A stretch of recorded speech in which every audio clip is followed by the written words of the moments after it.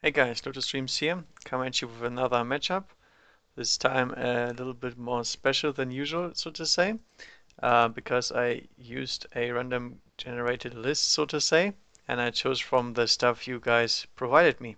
So this is Patrick Wilberg's Dark Eldar list versus a Astra Militarum list I had lying around for a long time. I just didn't bother to try it yet. And random generated both of these, no matchups or anything required, and see how it goes. So over here we have a very simple combined arms detachment. It's being led by Jasa. Basically, he's a pimped out incubi from riding with these guys. He has very high weapon skill, high initiative, 2 plus armor save, 3 wounds, toughness 4, so he's a little bit more tougher than the normal guys. And he's basically a beast in close combat if he gets there. Most of the time he doesn't, because he is getting killed, but at least he has Eternal Warrior, so he doesn't just immediately die. However, he does not have an invuln save, which means he has to look out a bunch to the incubi around him or attach himself to somebody else to tank shunts that ignore his 2 plus armor save, which might happen. Um, he, as I told you, is riding in this Venom with 4 other incubi, one of them being a Clavex with a little upgrade called the Demiclaves. It basically makes his AP2 weapon an AP3 weapon, but it doesn't have two-handed anymore and has two profiles instead, which means he's gonna get his additional attack. So just in case he doesn't need the AP2, he has the option to swap it for more attacks, which is quite nice. Obviously, incubi are beasts in close combat. You just have to get them there, and the venom obviously provides them a transport. Every single venom we see here has a additional splinter cannon below, so they have some nice Dakar themselves. But other than that, they're pretty much paper since they have only 2 hull points and they are open-topped armor 10 vehicles, which sucks. But at least they have an in-one save, so then they don't necessarily have to jink, which would make their weapons way worse since they're not twin linked, and you would have to snap fire. But at least they have that 5 plus anyway, which might be a very good thing too, in case something ignores cover, which you will see we have in the other list. Then for troops, we have just normal Cavalite warriors in Venoms, each with 1 blaster for some quick objective secure and also some tank or monster hunting, whatever you want to. Blaster is a very generic, very good profile, I think. And in Elite, pretty much the same here, this time with Cavalite Trueborn, and this enables them to take more blasters. So in this squad, it's the exact other way around: 4 blasters, 1 guy that doesn't have anything, and they're also riding in their Venom. Good thing is the thing has extreme firepower. Bad thing is it has only 18 range. So I was advised to deep strike these guys in and see how they do. The Venom is open-topped, as I mentioned, so you can fire all your weapons on the go, and the blaster is an assault weapon, which is really important with these kind of weaponry, since he obviously needs to be able to fire without leaving his fancy transport, because then he's gonna get gunned down immediately. Then in fast attack we have razor wing flocks. It's a bunch of birds here. Essentially they're like demonids because they're very squishy. But they have 3 wounds each since they are a swarm. They are also beasts, so they move 12 and they ignore terrain of all kinds, so you can hide nice in there because you don't have much saves to speak of. And they are led by a Beastmaster. Beastmaster is basically a beast as well for all intents and purposes, and he has Agonizer, which is a 4 plus poison AP3 blade, which is pretty nice because his strength is not that high. And Razor Wing Flocks deal a lot of damage because they have pretty high initiative, unless they go through terrain and then they're screwed again. But they have a big amount of attacks at high initiative with rending, and rending is always nice if you can get them into combat. They're pretty nasty. Unfortunately, though, they take double wounds from templates because they're swarms, and their toughness 3 means a bunch of stuff can instant kill them, including autocannons, unfortunately. So we will see if they can reach combat. They're pretty much the only thing that's going to deploy this game, since these guys are moving fast, and you wouldn't deep strike them. I don't think you can. I don't think you can deep strike them. In theory, they are birds, and he has this little board, but it's fine. I mean, we get there. Then we have Scourges over here with four Haywire Blasters. Obvious setup. It's a Haywire Blaster. It has Haywire, nothing else pretty much. It's strength 4, so you can target something else. MP4, so you ignore most armor saves of low priority stuff. But in the end, it's only made to hunt vehicles, and that's it. There's nothing fancy about them. They all have deep strike, which is nice. They also have a better armor save than the rest of the guys, and an invuln save, which actually can save them sometimes, since they don't have to cover as much, which would require dangerous terrain tests and everything. And thanks to Feel No Pain, they might even survive a round of shooting of something. The guys here are pretty expensive, but they will hopefully do their job, and they are basically the alternative to the blasters because they can hurt high armored vehicles as well, which the blasters can, but it's not really something you would want them to, because they don't have enough shots. Very limited there. And that is the Dark Eldar Combined Arms. And allied in, we have Eldar here, an autarch on a jetpack, I believe. I'm not even sure if he has it. Yeah, he has it. And he has a laser lance, which is basically a makes him strength 6 on the charge, and pretty nasty in close combat. But unfortunately, as soon as he doesn't charge, the profile is very meh. So he's gotta get it going, otherwise he has a problem. But he can run with the Razor Wing guys and just basically help them out killing stuff, because rending sometimes doesn't cut it. I oftentimes realize that when I'm playing Demonettes and stuff with strength 3, you're not hurting much. He is actually not that bad at close combat with strength 6 then, and he can help them with monsters creatures as well.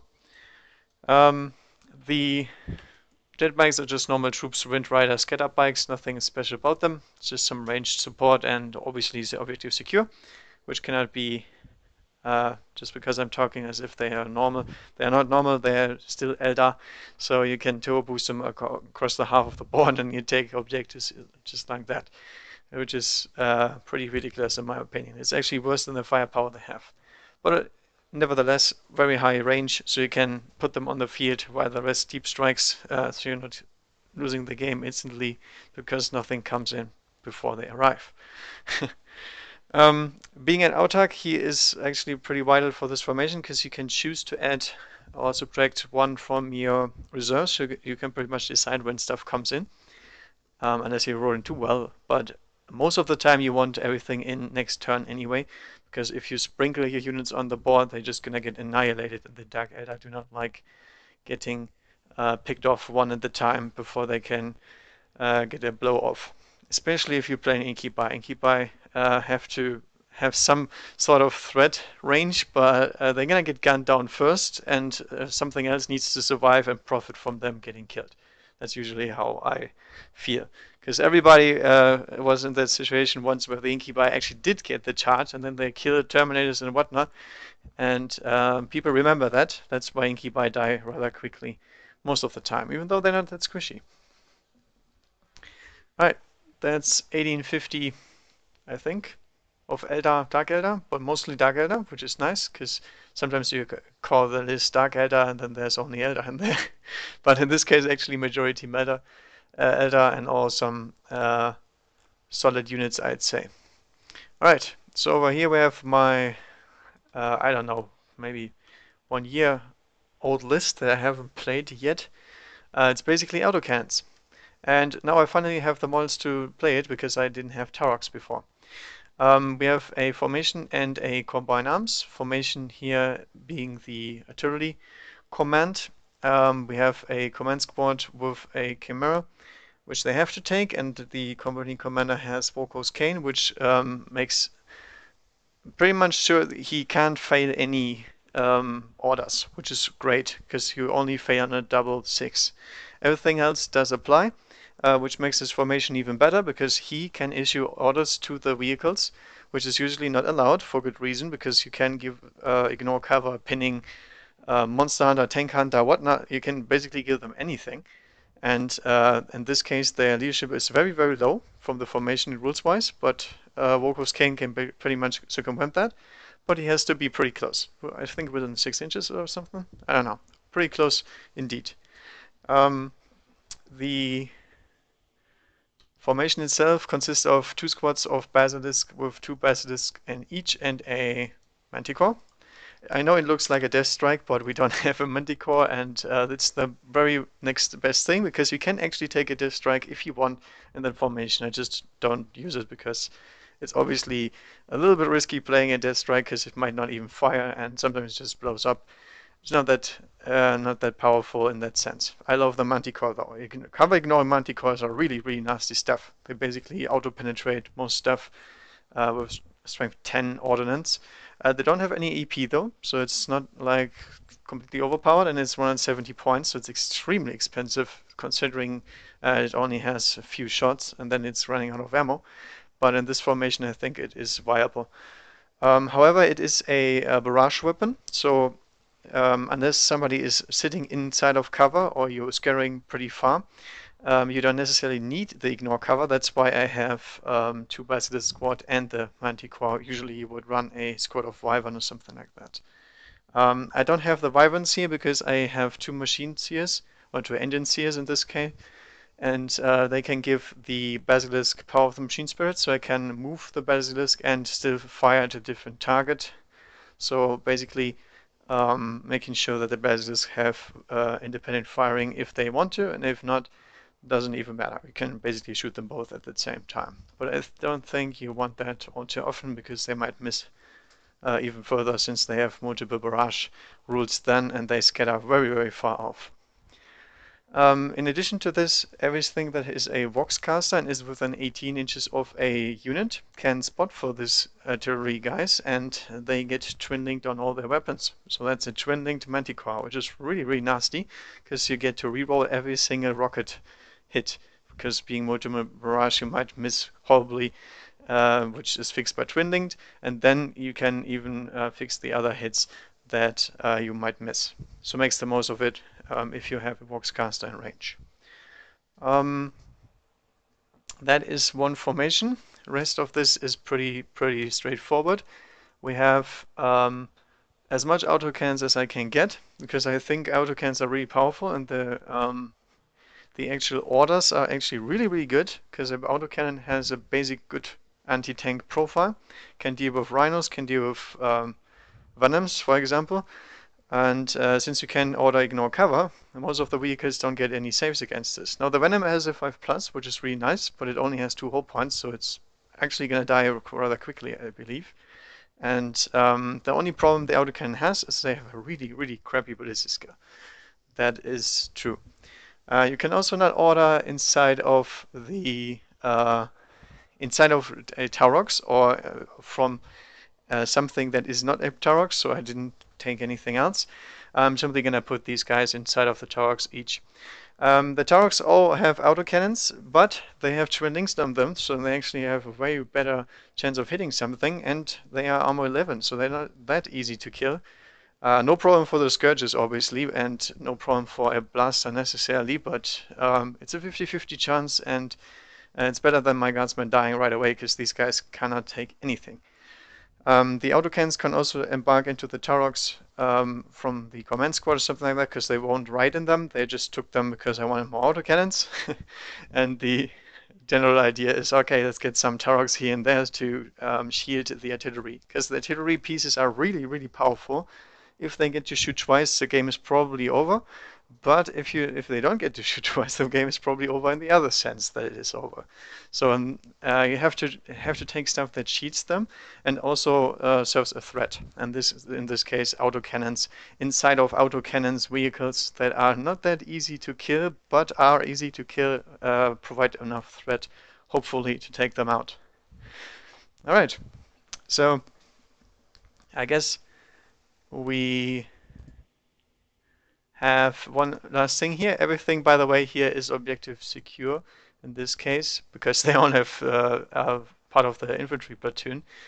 These guys here are simple weapon teams, and that's it. There's nothing new about them. They tend to die rather quickly, since they have 2 wounds each. So if a blaster hits them in the face, they die. That's it. no way around it. So they need some cover, and they might need some vehicles that are free, by the way. In this case, I can just embark them into something else, and then they might not die. Okay, that's it. I'm gonna look for water traits next. I'm probably gonna go for strategic in both ways, because for Dark Eldar, rerolling the reserves would be nice. Tistine Initiative is great. The other combined, nah, I'm not sure.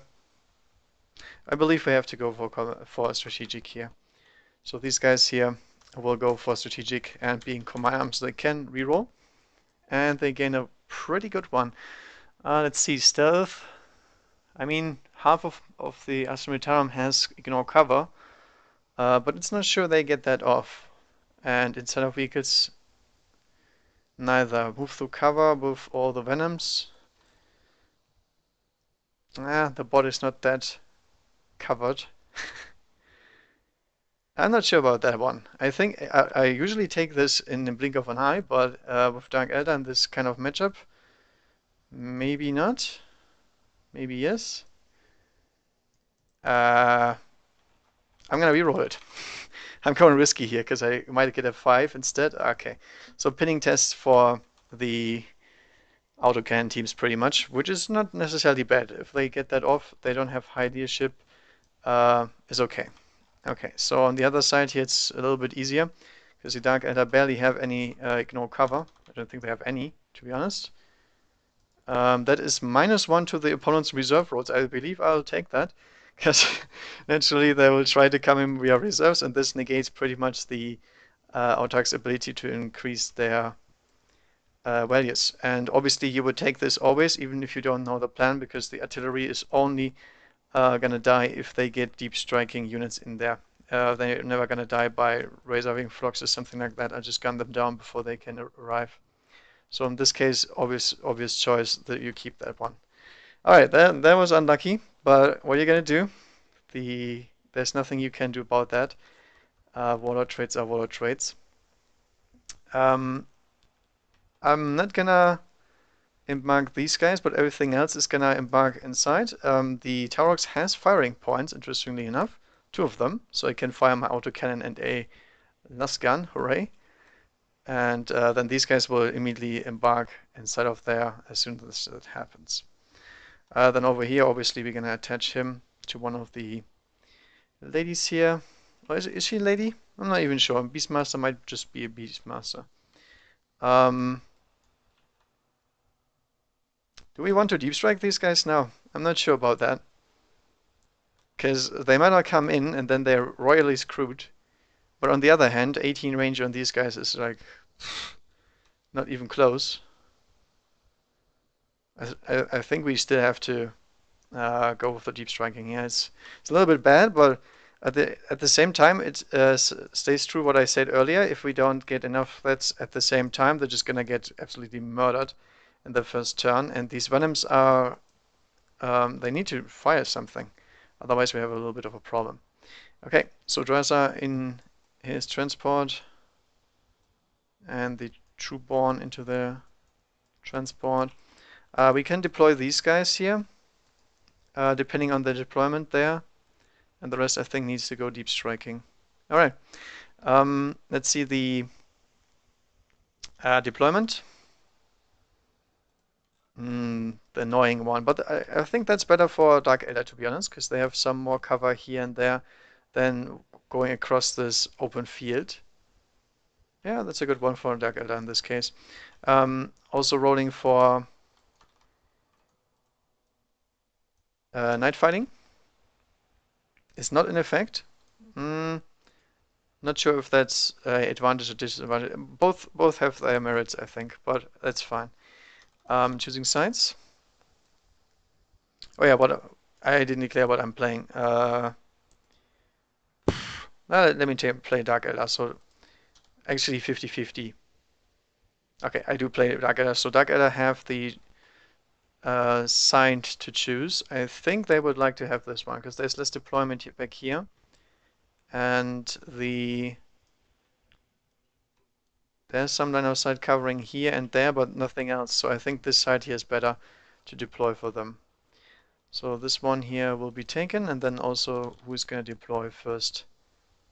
Also Dark Eldar. Okay, that's good for them, because as soon as artillery fires, people are going to die. Or birds in this case. And they really need the first turn, I think. Alright. Since that's the case, I'm not going to keep these guys in reserve. I was thinking about putting them in reserves and then coming in from here, because on this deployment this is actually pretty good. So in this case we just go to deployment, I guess. Alright. Where do we put the razor wings? Oh, they're beasts. They're not flying or anything, so we have to be a little bit more careful with where they want to go. There is some open areas here anyway, so I might as well fly from here. And the artillery can fire indirectly, no matter what. If you're facing artillery, put the Beastmaster not in the middle, because it's barrage, so it's gonna snipe him. And we have to spread a little bit, otherwise they might die to stealing the initiative. Considering their luck, that might be a definite possibility. Turn them around. The magic bush. The hitbox I still did not fix.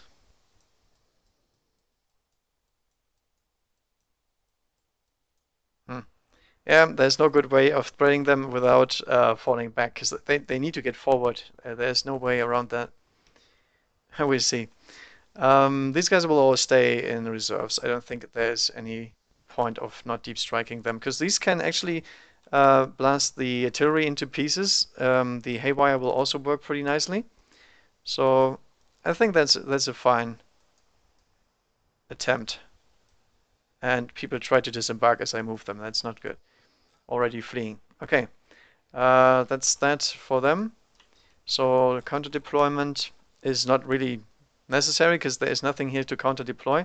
So what I need to do is I need to bubble wrap these guys here so they don't get annihilated by deep striking units, which is actually pretty easy because these guys have like I don't want to lie, but I think they have 360 range or something stupid, like more range than usual. That's what I'm trying to say. The Manticore can be up front because it is always running out of ammo when I play it right. And in the middle here, that's where the command squad is going to sit. In this case, this command squad, obviously. They will leave their camera right away because I don't want them inside of a camera anyway. Because there's room for autocannons, and why would we put these guys in there when we have an autocannon that can take the transport? Also, I can hide them pretty easily. I don't think they're really bound to die.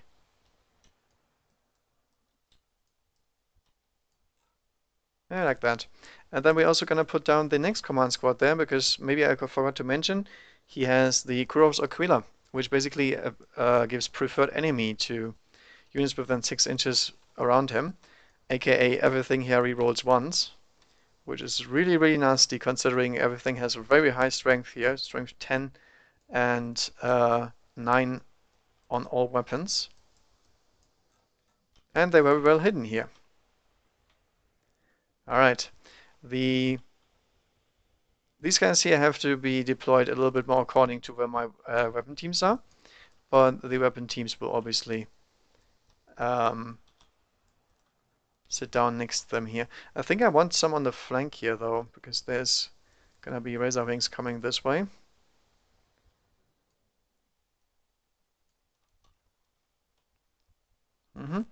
Seems good. And on the other hand, the engineers need to stay within 6 or 12 inches. I don't exactly remember. But anyway, I'm gonna attach them to these squads here so they can tank some, because they have a 3+ armor save being engineers. And that's not too shabby actually. So they can provide these guys split fire pretty much. Oh, by the way, I could order split fire as well. I just don't want to, because I want my ignore cover orders or pinning or whatever goodness they have. Probably not tank hunters, but everything else is good. The camera is just gonna do its job. I'm gonna plop them all down at the front. They don't necessarily need to fire much.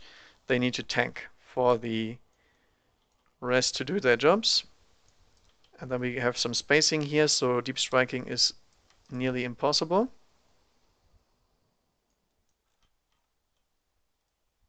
These guys will cover our other side of the flank.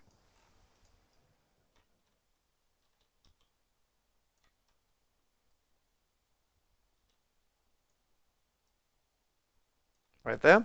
And remember, autocannon's 48 range, so this one is shooting exactly across half the table, so they will always be in threat range no matter what. And that is something that is a big advantage for Astra Militarum, because you usually don't have that necessarily. These guys will use these as mobile cover, shoot in between the gaps, and these guys here will do the exact same, I guess. Yeah, I could deploy some up here so I can gun these guys down, but do I want that? They're a little bit unsupported here. Yeah, the rocks are really buggy. I'm gonna say this is impossible and fine, because most of the time I can't put anything down there, so might as well not use it. Okay. So this might look pretty stupid because I give myself absolutely no free field to fire, but remember these things here are pretty fast, and the autocannons all can ignore cover once I give the orders, so only a very few have to actually see what's going on. I can deploy these guys a little bit back here because they have a firing arc here and there. I think they should be fine where they are. Alright, and then platoon command is obviously also going to deploy. This is an empty one, this is an empty one, so these guys can embark here.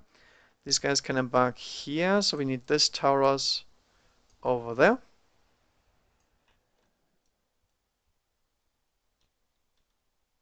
Like that. Where's my platoon command? There they are. And these guys need to order around here. These here, here. I think I'm going to put them more over here, so we can get more orders going on this part of the map. Alright, that is a shit ton of autocannons, I can tell you that. But the good thing about it is they don't hit anything. They're basically Imperial Guard, and Imperial Guard sucks at shooting no matter what. It doesn't matter how many autocannons you put on the field. The best things shooting here is these guys, because they have twin-linked autocannons, and that helps a ton. And then these guys here have gigantic blast templates. That helps also when you have crappy ballistic skill, obviously. All right.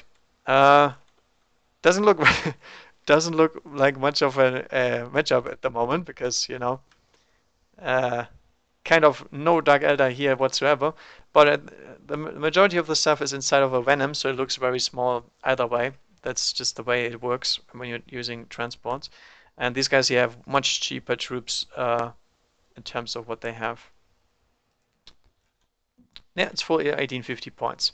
Doesn't look like this is 1850, but it is 1850 with big bases. Okay. Now the crucial part, no seizing initiative, otherwise these guys are probably dead first turn, which is not good.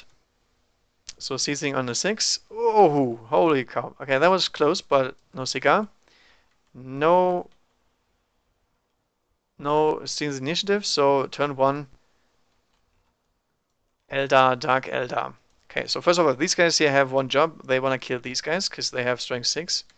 So we're gonna hop the Wind Riders. Oh, they have enough movement here, so let's put them down here. This guy probably has to stay a little bit back. Yeah, now there's no cover. He's fine. No night fighting whatsoever, so these guys will only take their normal saves, and otherwise they're gonna get instant killed. Okay. Yeah,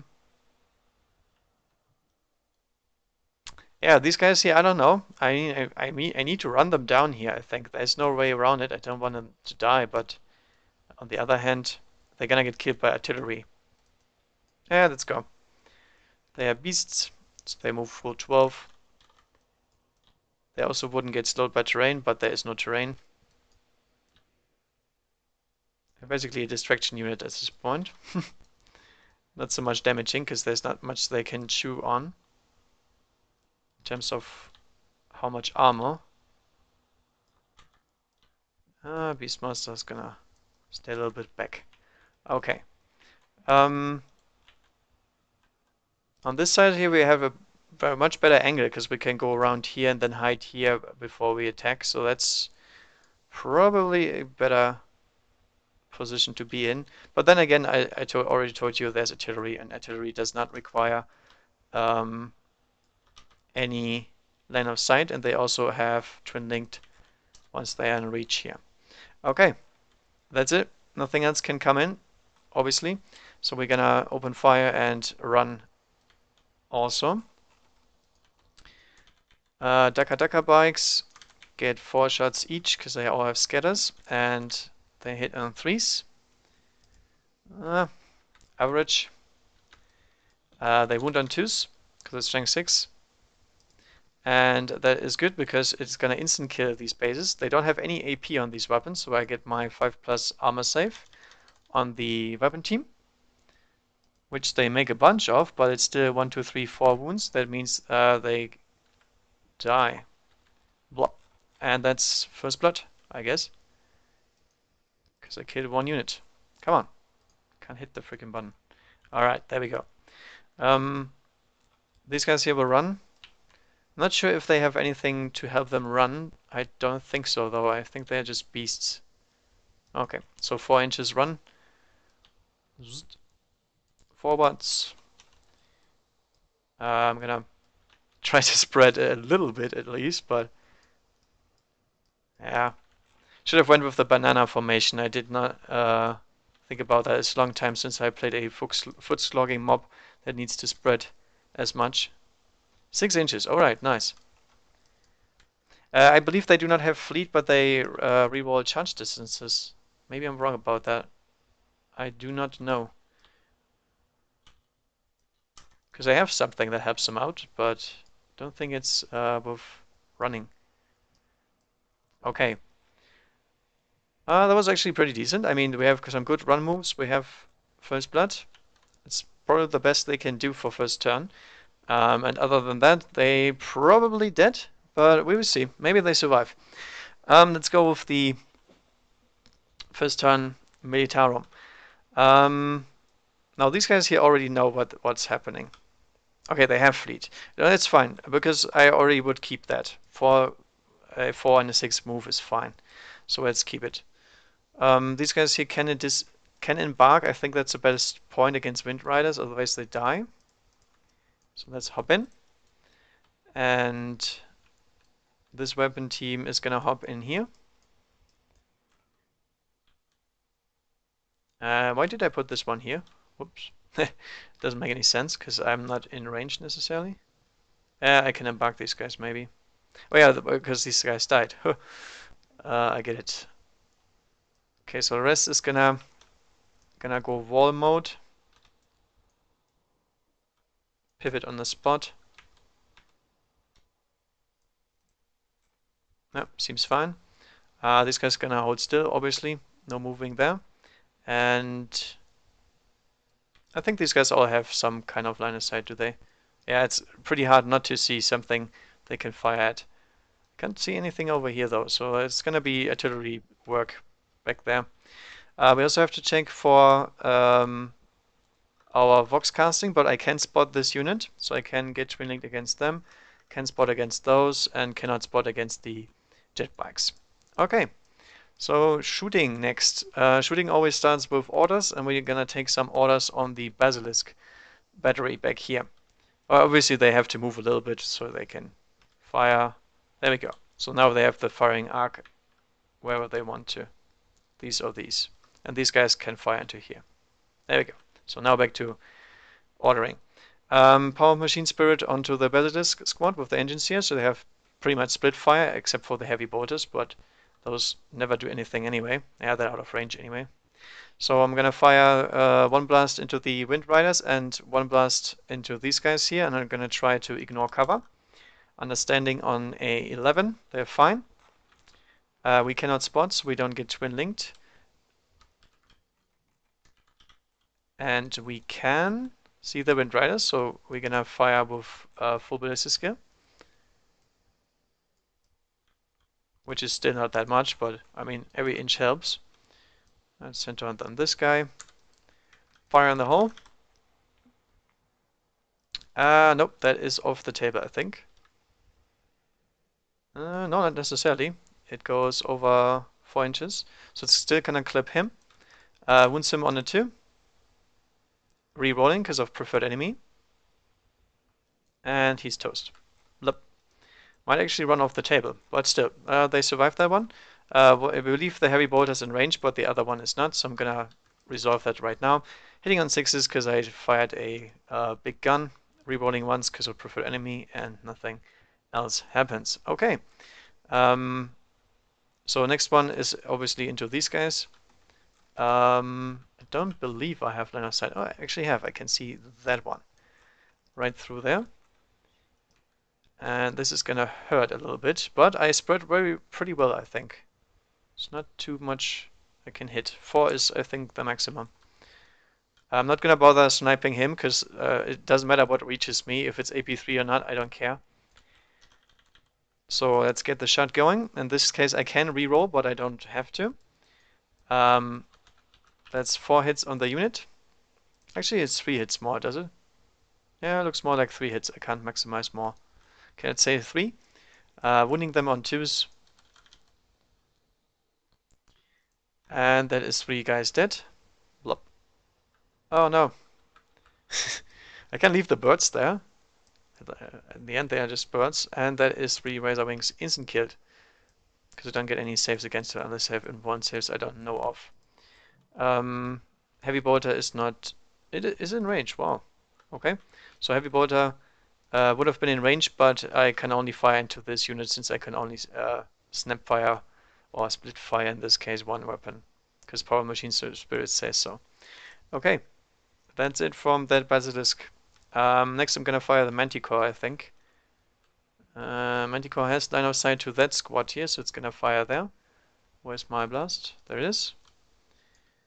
That is gonna hurt, but first of all we have to see. We can spot, so we get twin linked. How many rockets do we generate? 2 of them. Okay, so that's average. We're gonna target someone we can see. Probably here. That's a guy we can see, so we can go full ballistic skill here. Alright, so first shot. I'm gonna twin link that one because it's way off. Nice, that's a hit. And then the second goes over this way and is probably still good, but I might want to twin link that. It hits 3 still. I'm gonna go greedy and say I twin link that. So I can reroll the scalar die too. Yep, it goes a little bit up that way. I can actually see very well. Right here, it's gonna hit 4. Yep, because he's still on it. So that's 4 here, 4 here, 8 hits against the unit. Kaboom. At strength 10, AP4. With preferred enemy. That's exactly why we buy that artifact, by the way. Because Manticores tend to do that a lot. But I don't think they get any saves against this.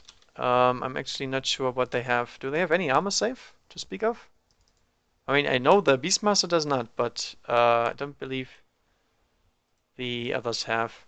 I don't think so. So we have 8. 1, 2, 3. There's a bird escaping.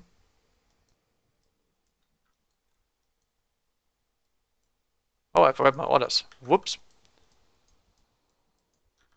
Order? Order went off. There we go. 3, 4, 5, 6, 7.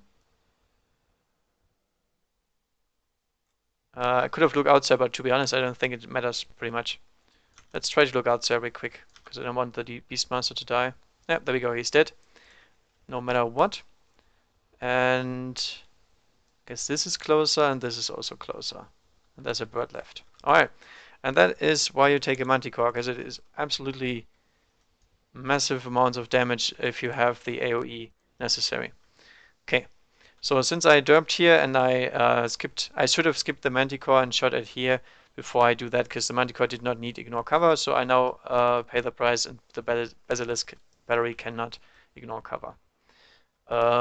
This here I would say is shooting indirectly though. No, it's not. I can see that guy. This one can see this guy. Okay, so they are not going to use their Power of Machine Spirit in this case. They're both going to fire into this unit.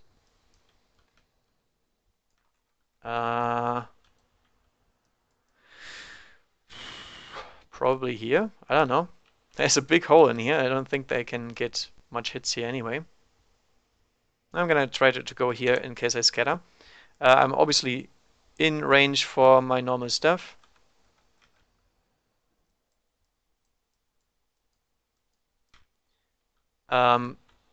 First shot. Goes over a little bit. 3 inches. But that's not accurate. 3 inches is right here. No, I'm gonna twin link that with the spotters. Hey, nice, I get it. First shot hits 2, and then the next shot goes over here, twin link it, and goes off. So 2 hits on the unit, winning on 2s, and they go splat. Because it's instant killing them 10 times over, and it ignores any kind of armor save they might have anyway. Okay, that's a pretty big hole in the Razor Wings, but that was expected. I believe so. And I'm running out of orders here, do I? I think I was already missing one, but doesn't matter. They don't get any cover here out in the open. And there's no night fighting or anything to save them. So we still have 2 orders for normal infantry, and we only have 2 guys here in range anyway, so they might as well order them. Because these guys can't order anything because there's nothing in range. So we're going to try to go for... I guess ignore cover? I don't know. Yeah, ignore cover on these guys here. Leadership bad. They understand. Okay. So 6 shots into the Razor Wing flock. Taka taka. Oh. Actually pretty good hitting already. Already above average for what I usually roll. Oh, there we go. That's more like it. Winning on 2s. Taka taka. Okay, so 3 guys dead. 1, 2, 3. And another order to the next autocannon team. They do not understand, so they don't get they ignore cover. They reroll once because they're close enough.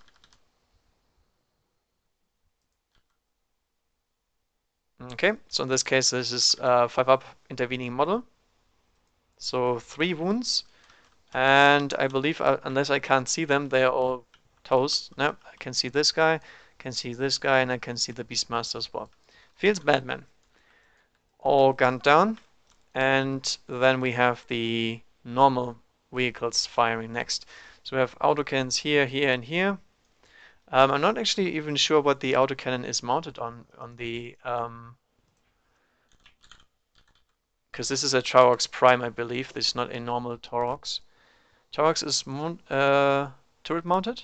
Yeah, it is. Okay, so we can fire it no matter where. I believe we're gonna fire this one first because it might not have range on anything else. Yeah, so this one first here. Daka daka. Hitting on 4s. What the hell is this? Sometimes these cock dies are a little bit weird. Twin linked. 2's to wound. No. Next one. 2 hits. 2's to wound. 1 wound. That one is dead because it doesn't have any cover whatsoever. The camera next, I guess. Yeah, the camera can still see. Has also range, so 3 heavy bolter. Sorry, not heavy bolter, multi-laser, because the heavy bolter is not in his firing arc, can't fire. But we have a multi-laser on top anyway. Ooh, only one. And they make the save. Okay. Because I think... Oh, actually... Does he have a... Oh, it's an Autark behind him.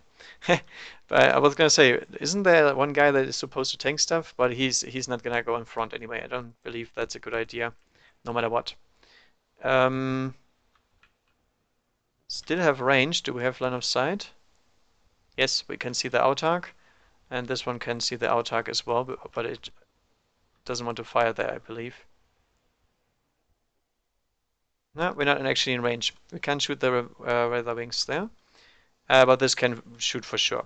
So we have two autocannon shots, twin linked on top, wounding on TUS with 3+ armor saves because it's only AP4. That's one dead bike. Blop. And then we have the guys inside here. Can fire 2 of them. No hits because they just embarked, so they can't fire full ballistic skill. Then inside from here we can also fire into the Razor Wings. 1 hit, 1 wound. It's probably no cover save. Nope. And that's that. I don't think I have anything else left. I mean, I have a bunch of heavy bolters and stuff that was not in range. But, I mean, there is 1 jet bike and 1 Autark remain. And everything else is toast. So I guess they still get the reserve bonus, but other than that, there's not much left. Feels bad, man. But that happens when you send the toughness 3 beasts. Usually they just die since they get instant kill too much. They are much more resilient against the rest. Okay. Next thing we have is leadership tests, because obviously the dead bikes lost a bunch of their dudes. I think they have a leadership 8. Should be fine. And the Autark also, but he's 10. Or he should be 10, because he's a HQ unit. I don't think there's anything left. Yep. Okay, so turn to Eldar, Dark Eldar. Or Dark Eldar. And now we need to do some good rolling here, otherwise this is going to be pretty over. Because these guys need to deep strike correctly and kill the priority targets. So Scourges coming in. 3 groups of Cavalry Warriors. Ouch, 1 coming in. It's not good. Because we need some firepower this turn. And then the Trueborn. All coming in, okay. So we lost a few guys here, but not too many. I guess I will start with the Venoms first, because they have a bigger footprint. Whoop. Where do we go with that? Who's inside of here? These guys. Oh, where's the Incubi, by the way? Whoops. Nah, it doesn't matter. I believe they're in some of these. Yeah, they're the Incubi. Okay. Okay, let's drop the Incubi first, I guess. I'm not really sure where to drop them. I would like to drop them back here so I can actually survive. So if I move 6 with the Venom, and then disembark 6, I'm 6 inches away from a charge if I do that. Sounds pretty solid. I think we're gonna keep that. We can't really fire much, but I mean, we have poisoned shots that don't do much against normal vehicles and stuff. So I'm just gonna try to hide it a little bit so they don't get killed immediately. And I mean, it's icky bias. They don't have any shooting to speak of, so we get there. Let's get us 6 inches further, so I guess we get to shoot. Right there.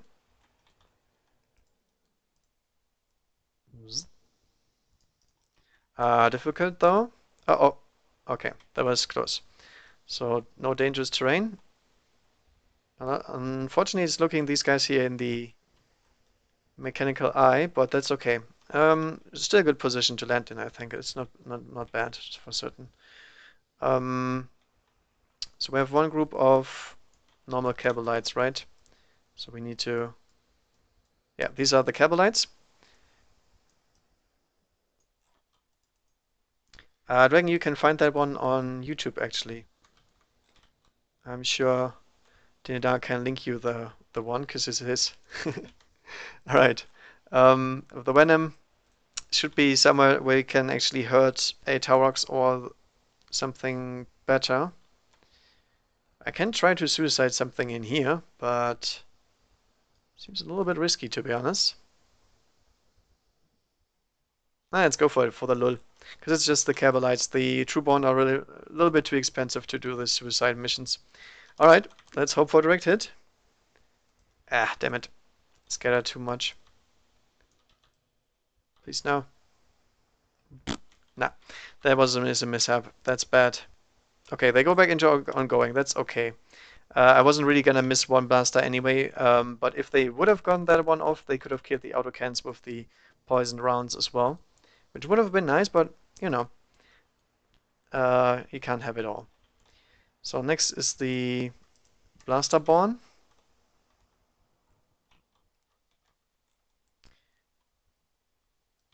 Uh,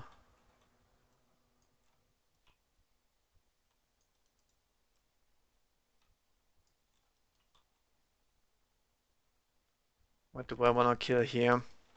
I mean, 18 range. I would like to kill these guys because they're really easy to kill, but on the other hand, the Venom doesn't really do anything in that matter. This Venom doesn't have any line of sight to these guys here because it's not high enough.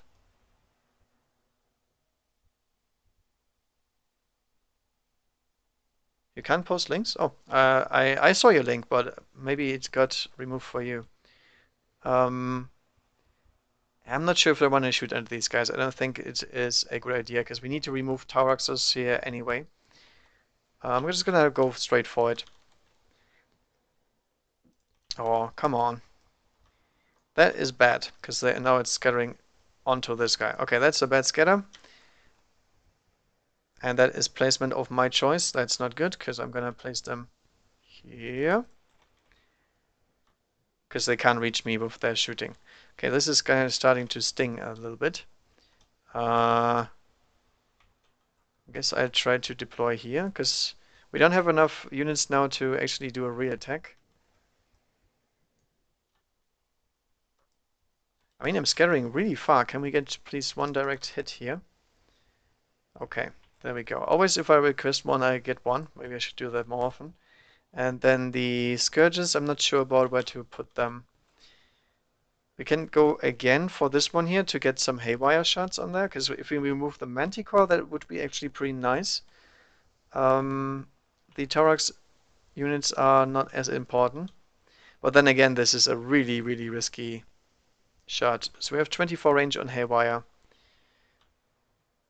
If we drop here, we're hidden from the majority of the army. I believe that is a good idea. Yeah, because it's not rapid fire anyway. We don't profit on getting much closer. Scatter over 4 inches, that's okay. Scourge is coming in. That's actually the dude that should be in front. Let's remove him and swap him with a different model. There we go. Because this guy doesn't have the haywire, so he doesn't really care about living. At least I say so.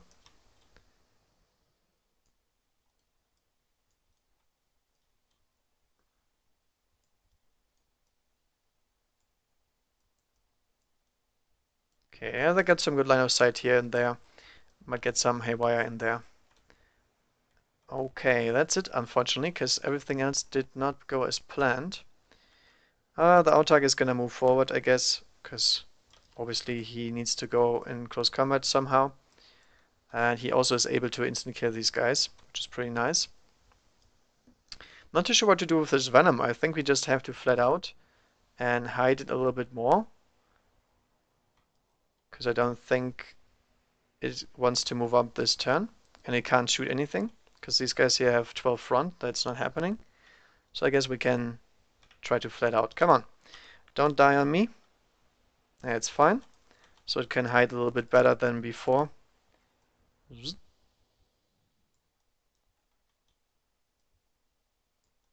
Yeah, I know I could turn it and then it doesn't stick into the wall. Don't worry about it.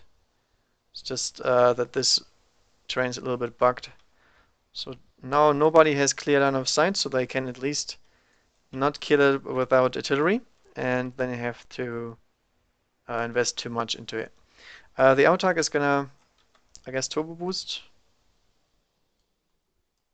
to here, so he's hidden as well. Then next turn he can hop over here and attack as well. Okay. Let's go with the shooting next. So these blasters here all into the Thorax in front, because we don't have any better targets. So we have 4 of them hitting on 3s. Of course, missing 2 of them. It's strength 8, and the Thorax has, I believe it's 11 in the front and 10 in the sides.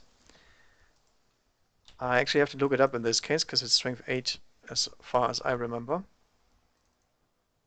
Where is my list? For some reason I closed my list today. That's not good. I think it is because I do not have the other list in my folder. Maybe I should put it there. Okay, so Tarox is rocking a 11 in the front and 10 in the side, so it goes in the side for sure. So we're gonna have a glance and a pen. What happens with the pen? I believe it's shaken. So we have 1 whole point remaining and shaken, but nothing else. The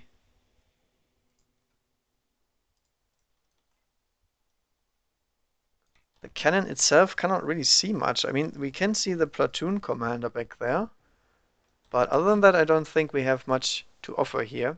And since it's the poison version, we don't really have much to shoot here because it doesn't have any base strength to speak of, which would be really cool because then we could at least reroll with the poison and everything. But unfortunately, the Dark Eldar do not have anything like that. So I guess I'm just gonna fire into him then. So we have 6 shots. Taka taka. And on 3s, oh, very good hitting. And on 4s, at least poison is not rolling as abysmal as last time I was playing them.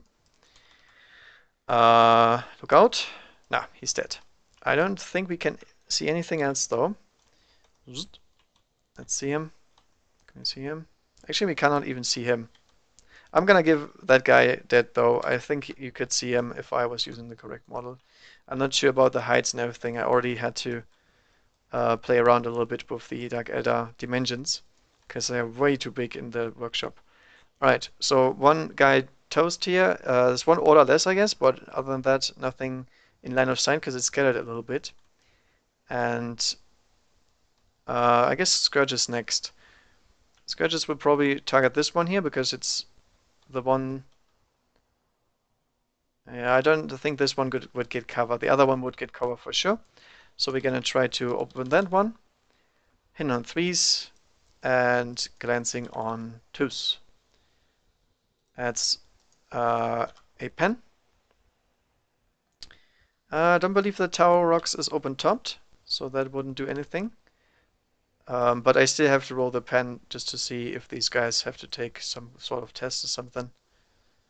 Let's see, Taurox is a transport. Doesn't seem to be open topped. Okay, so in this case it's just wrecked. We have to take a deership, so they're not pinned. And do they snapfire because of the pen? They do not. Okay, but they will snapfire because they moved anyway. Nah, not really, because they're disembarking right now. I'll actually disembark him right out of the front, because these guys are just here for meat shield purposes.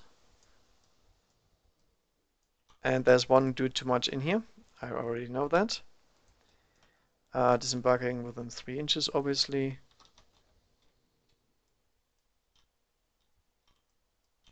Sergeant in the back. Whoops. Sucking him back in.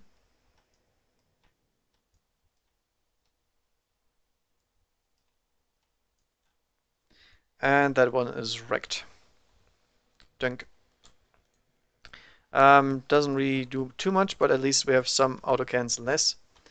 The only problem is the Scourges we're gonna get targeted next turn by some Dakar here, and I don't think they're gonna survive that. So it's unfortunate here because the reserve rolls were really off. The scattering a little bit too much. Okay, that is it for shooting. This one here has to move flat out though. Where can we go? I would like to go on this side, I believe, because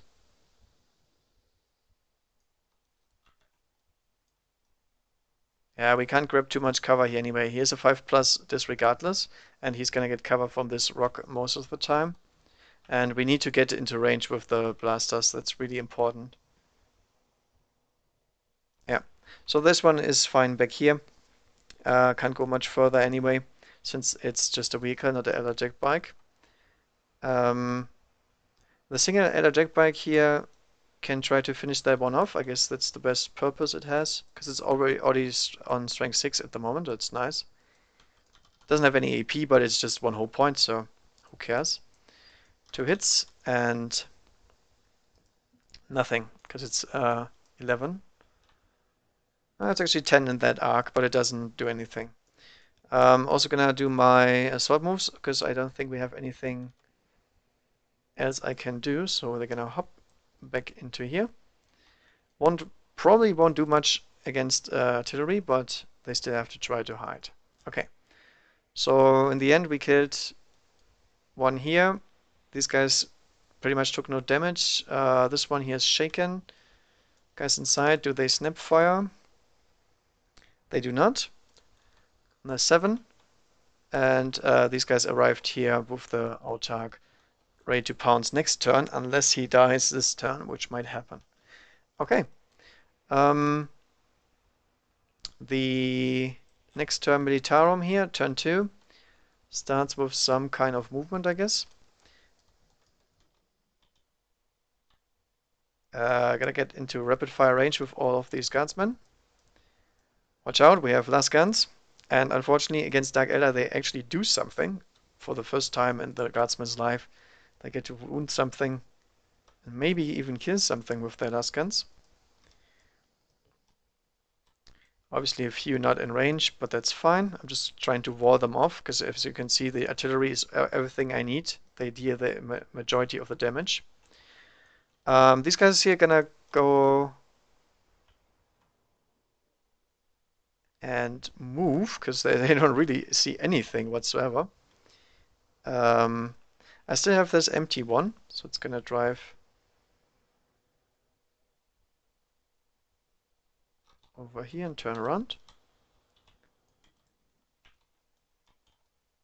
Yeah, both can't see anything, so they will embark. And these guys here will shuffle backwards to make sure there's no landing going on here of any kind, deep striking or not. And the Chimera is gonna stay put, because there's guys inside with heavy weapons. This one here is gonna move. Do we actually want to move? Because these guys have an autocannon inside. No, I'm just not gonna move. I'm just gonna stay where I am. And this one is just gonna pivot and stay where it is as well. Don't have too much movement here, since we all have heavy weapons and we don't want to move at all.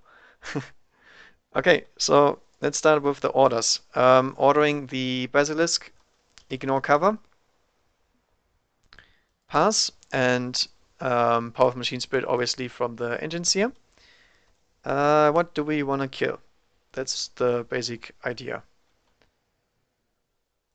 I guess we're gonna target the Venom, because Venom needs to go. So right there. Got him in my sights.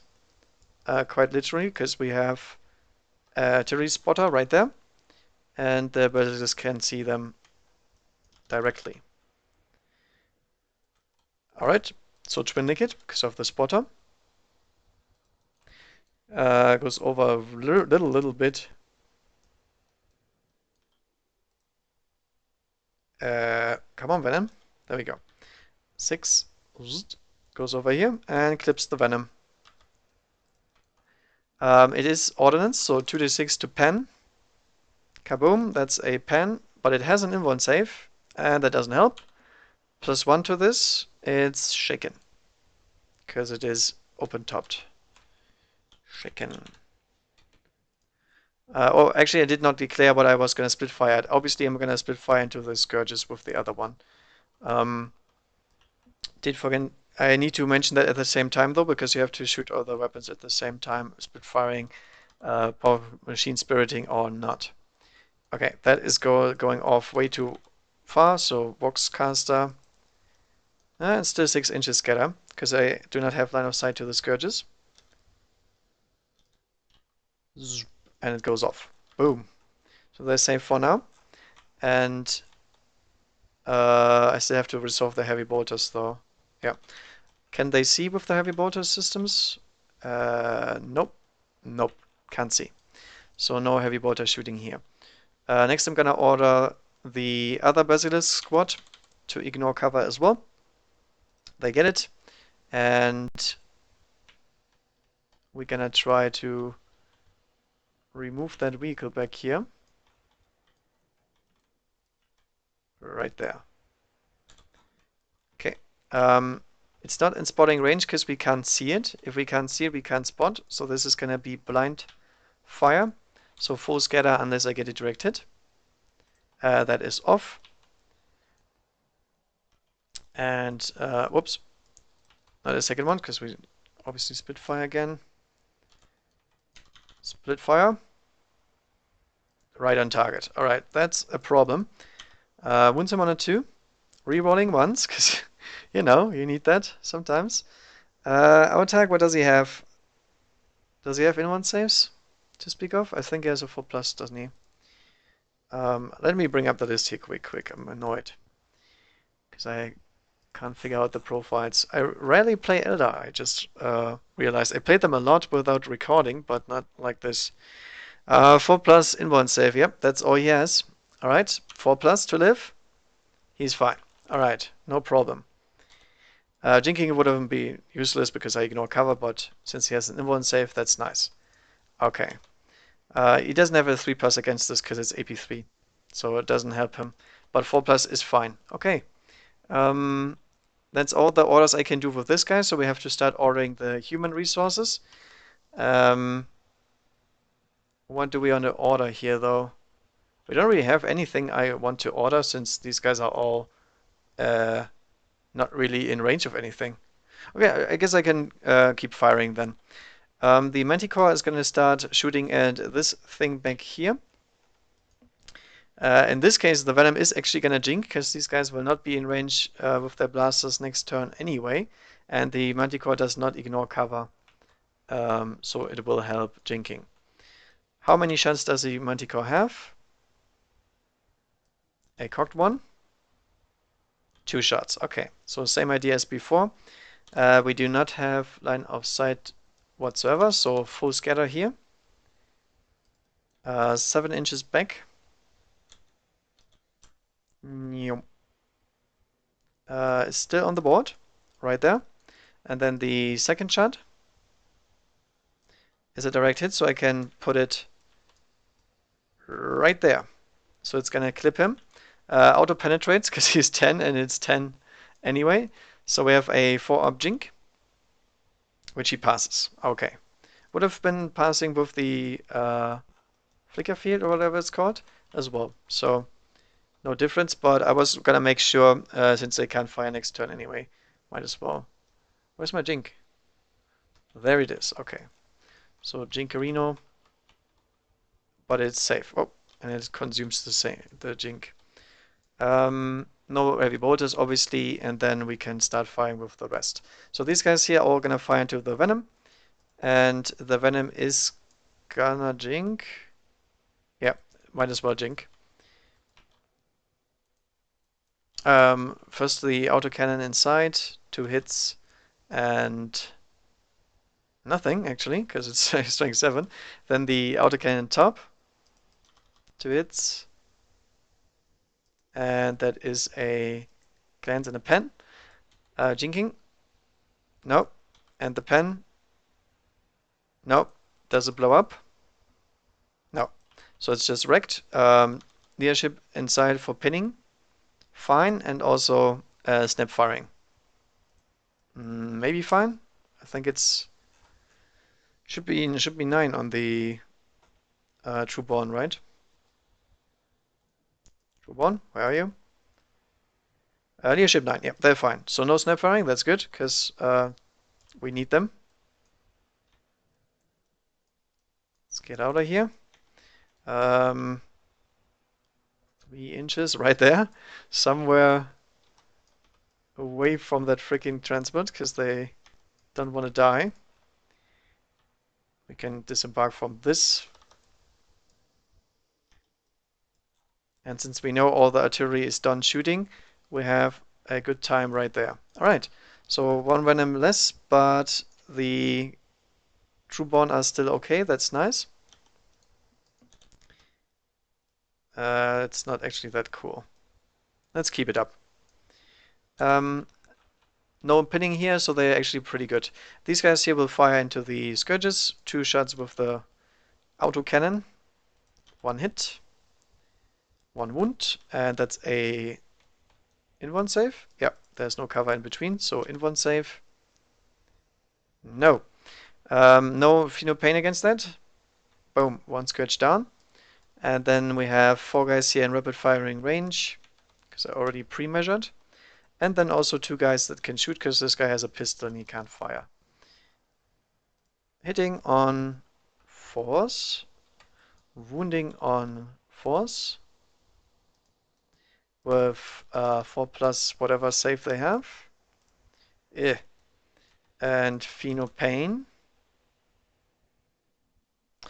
They have 6 plus Pheno Pain, right? It's turn 2?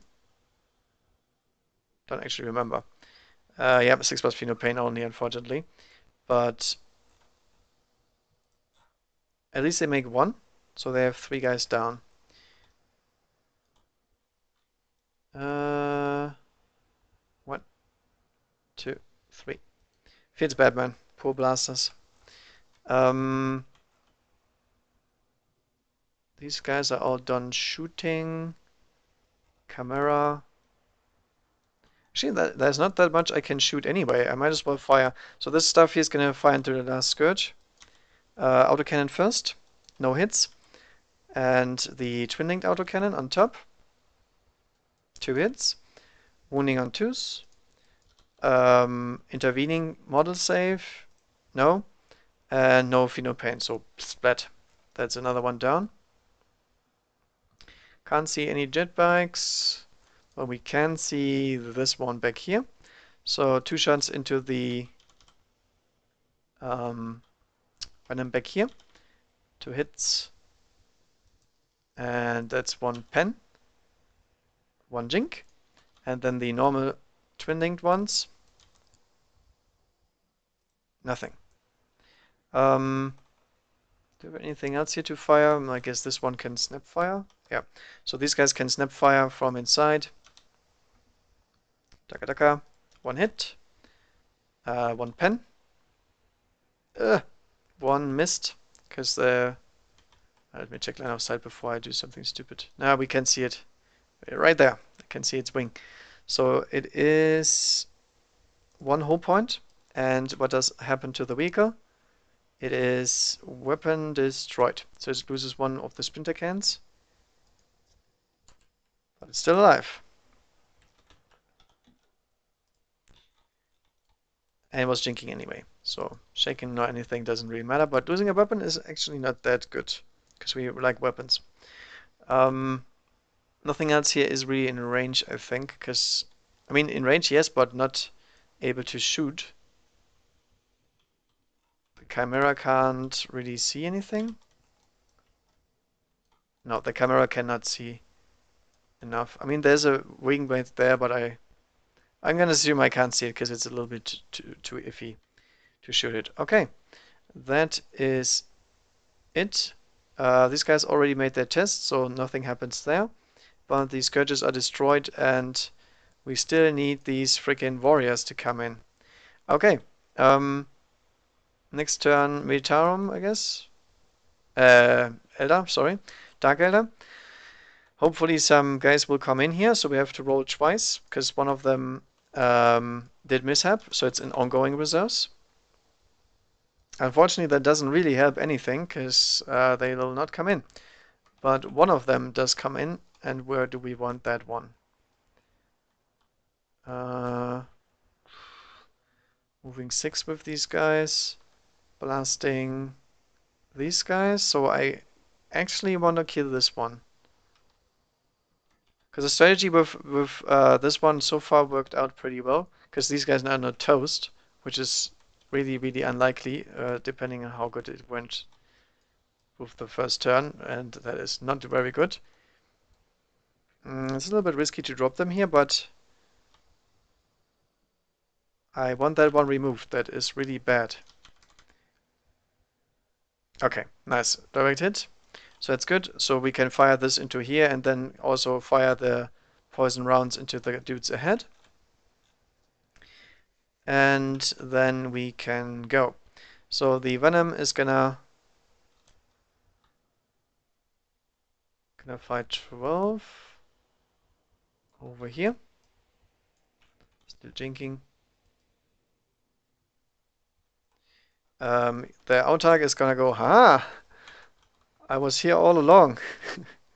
It's gonna try to kill them. Then the Venom is gonna try to immobilize, or not immobilize, one last time. Nice. This Venom has done some major work in not immobilizing because it took so many tests already. Whoa! And the Incubi already disembarking. That's not 6 inches. Where's my 6 inches? Measuring here is a little bit iffy, unfortunately. 6 inches is right there. Just from here is right there. Come on, get back into the transport. Alright, drop it down.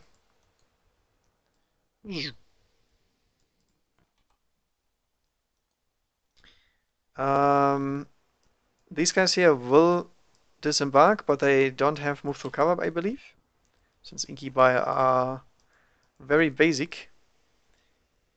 Yep, but they have fleet, that's good, but still no move through cover, so 5. Guess we go down here, down there.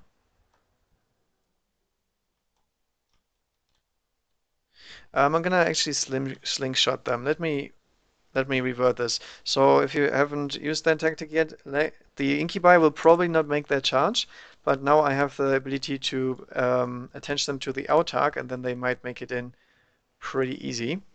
I'm not gonna put them down here, by the way. I'll just simply assume they are behind here because it's gonna be buggy as heck. So they're right here attached to the Autark, so now they have a 6-inch charge or something. That's fine. Okay.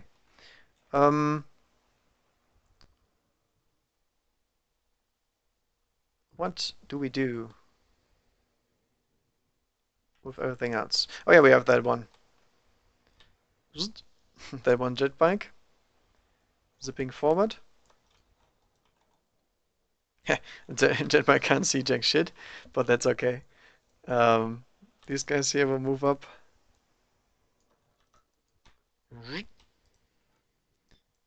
And try to spread a little bit.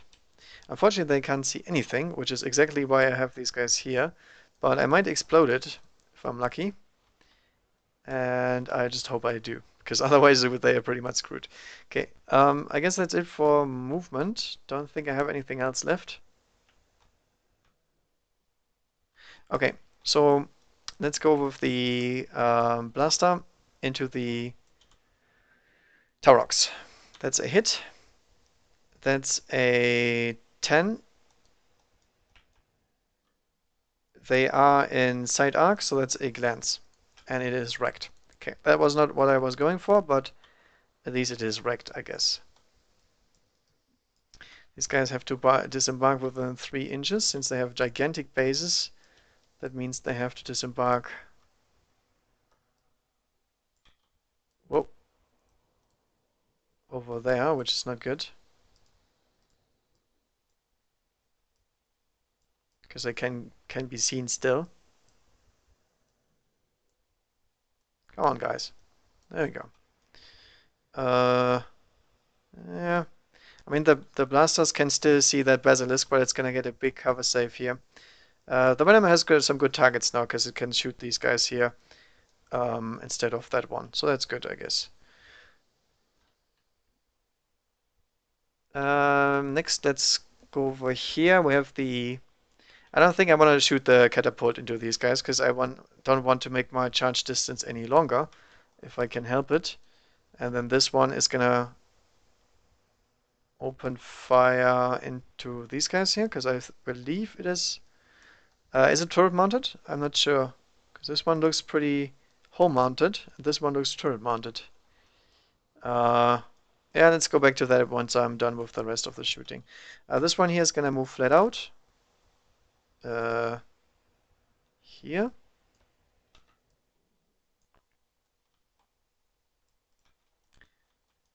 And the Wind Rider is gonna shoot his scatter lasers into these guys.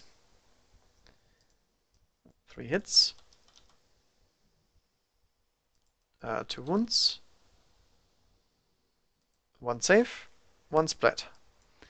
Then the Venom into this one as well.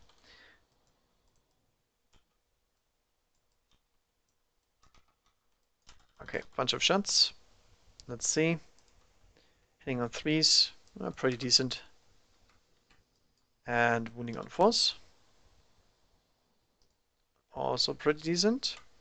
5 up intervening. And they are dead as far as he can see. So he can see this group here, but I don't think he can see that one. Can he? No, he's exactly covered behind that back. That's exactly why I take a Taurox, to block line of sight, for nothing else. That's dead. Nope. And I guess we can fire the blasters next. So 4 blasters into the basilisk, hitting on 3s. And glancing on 4s. Oh, terrible. Because it's 12 in the front, so nothing at all. Do I have anything else here?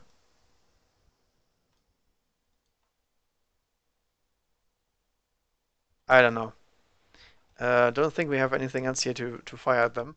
I guess we can fire this splinter cannon into these guys here. Yeah, why not? Let's fire into them. I want to remove some autocannons if I can. Daga daga. That's not bad, I guess. Let's reroll that.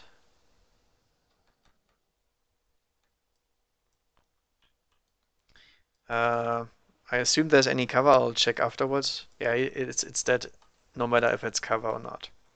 Okay. I don't think we have much else to shoot here. That all fired. That's gone. Weapon team also annihilated. Yeah, I guess we can go for assaulting next. So this one here is gonna assault here. They will for sure overwatch, because that's the last thing they'll probably do this game. And they might take out an autark, you never know. It's a wound. I believe he will look outside that so he doesn't get instant killed to the face. which he makes, and I'm gonna put it on Drazar instead. Whew, that was close, but he has a 2+ save and he's fine.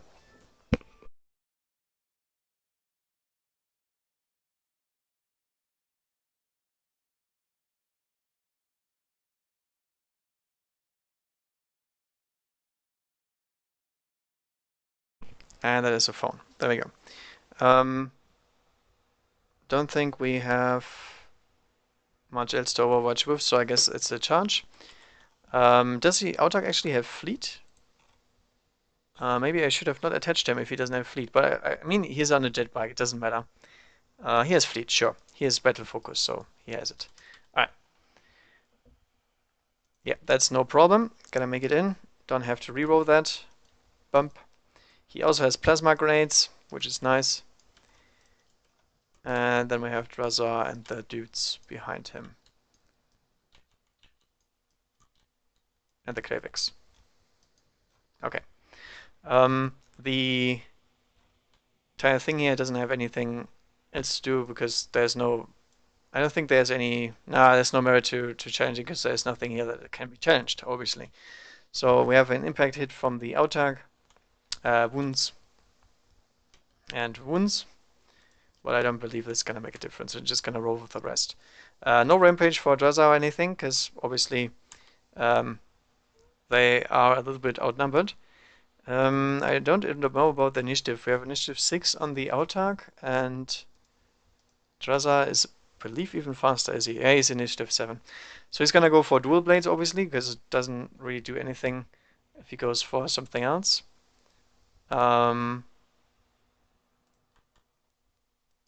So 5, 6 attacks, I think. 4 attacks base, 2 weapons charging makes 6, yep. Alright, so 6 attacks hitting on 3s, wounding on 3s as well. And that's 3 guys, 3 wounds on them. Dead, dead.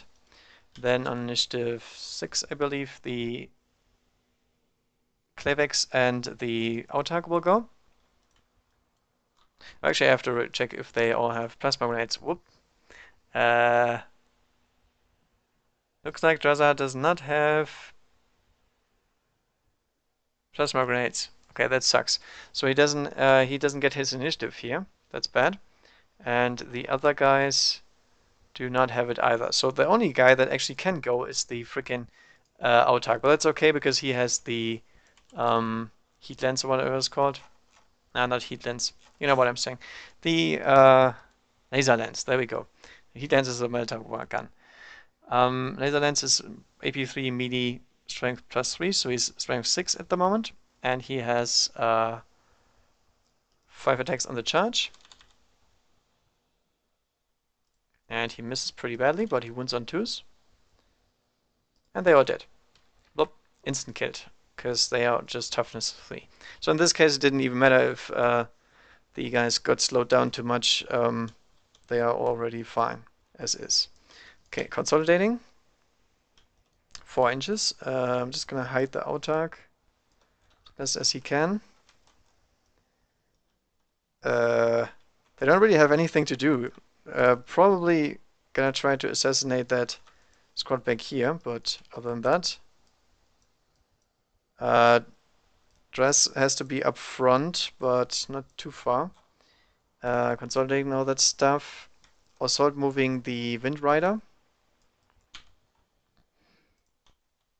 9 inches. Not sure about that one. I want to hide, but at the same time I have to go forward and do stuff. I'm gonna go forward a little bit. The unit over here also has a jet bike, so he can also assault move. 6 inches. I'm gonna actually put him up front, just so we have a better charge next turn, like that. Because the Autark can always look outside to Drazar in case there's shooting, and then we might be able to pull it off and kill this stuff. Or at least the company command next turn, which would be nice.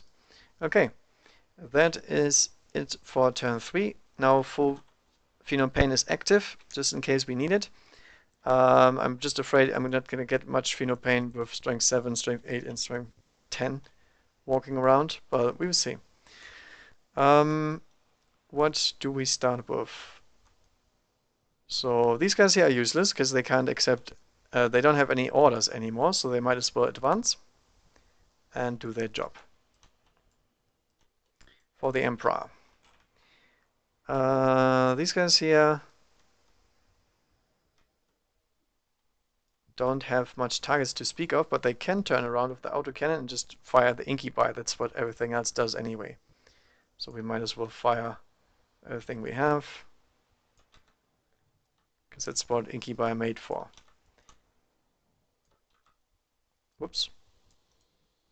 Let's change that real quick. There we go. And then we can drop dead next to him. This autocannon thingy here is going to stay where it is, because we just need to stay put. Stay put.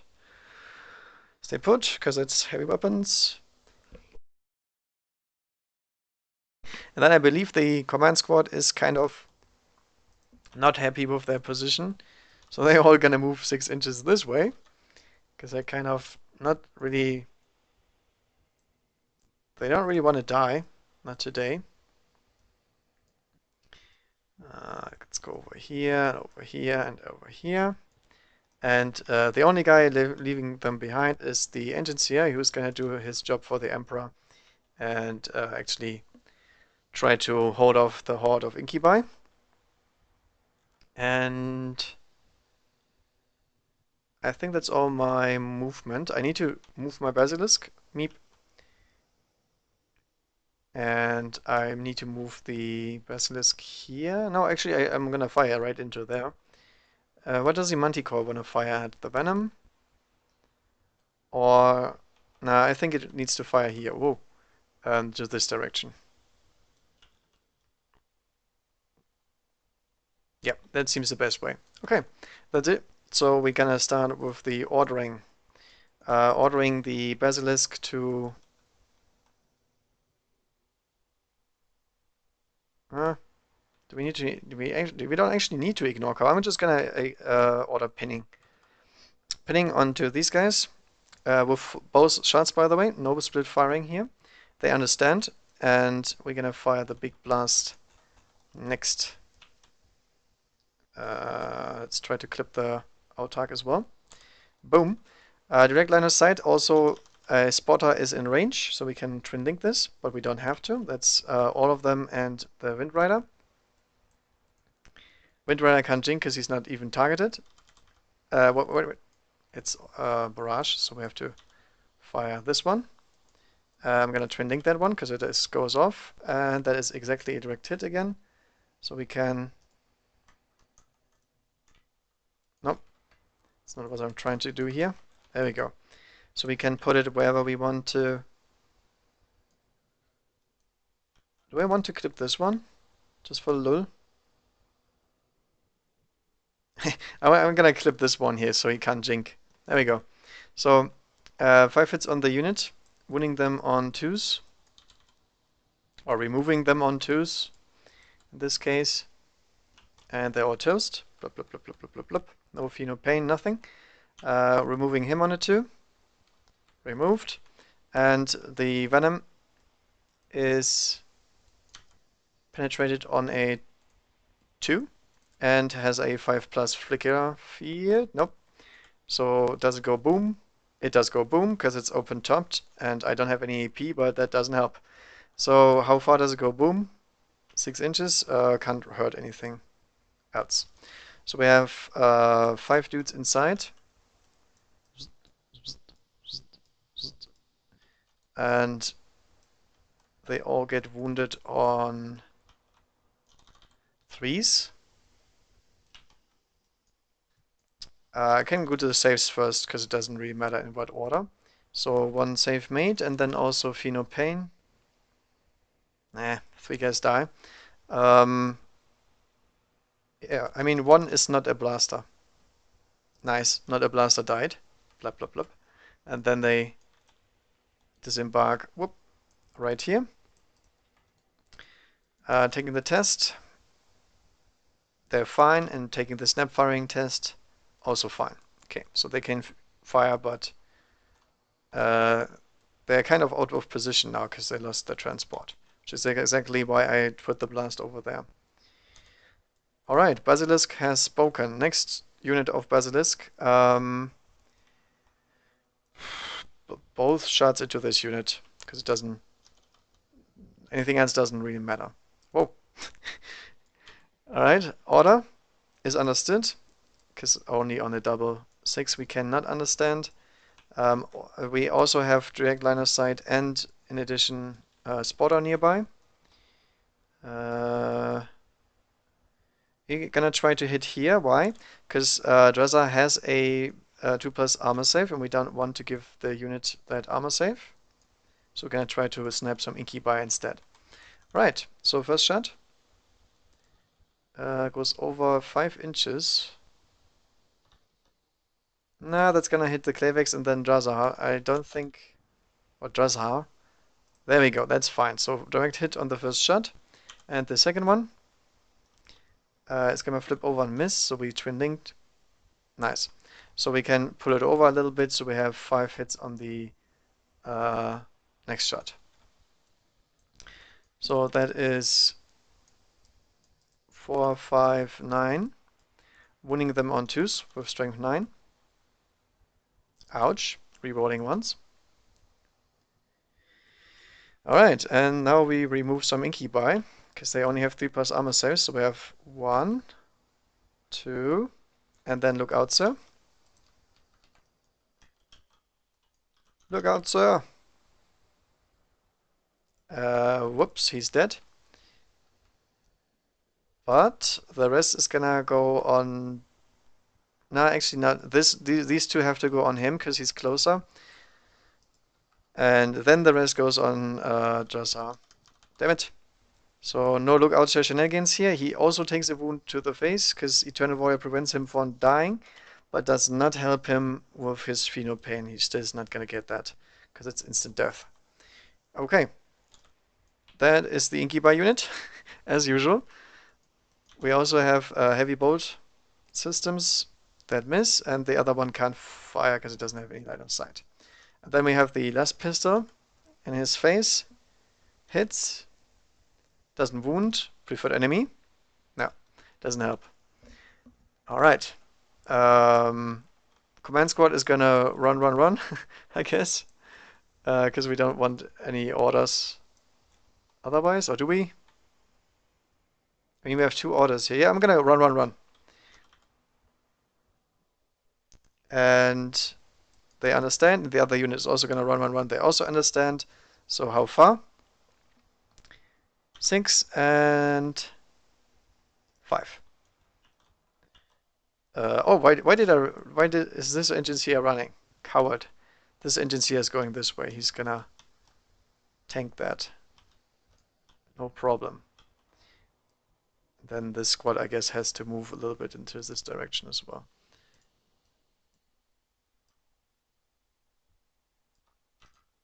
Okay. The Great Escape. I think that is all the orders. Yep. So next is gonna be normal shooting. These guys are sad because there's nothing else here to shoot at. So they simply move forward. 2 inches. Yay. And then autocannon fire is gonna engage.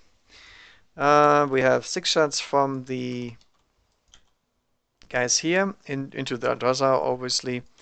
2s to wound with the autocannons and 2+ saves.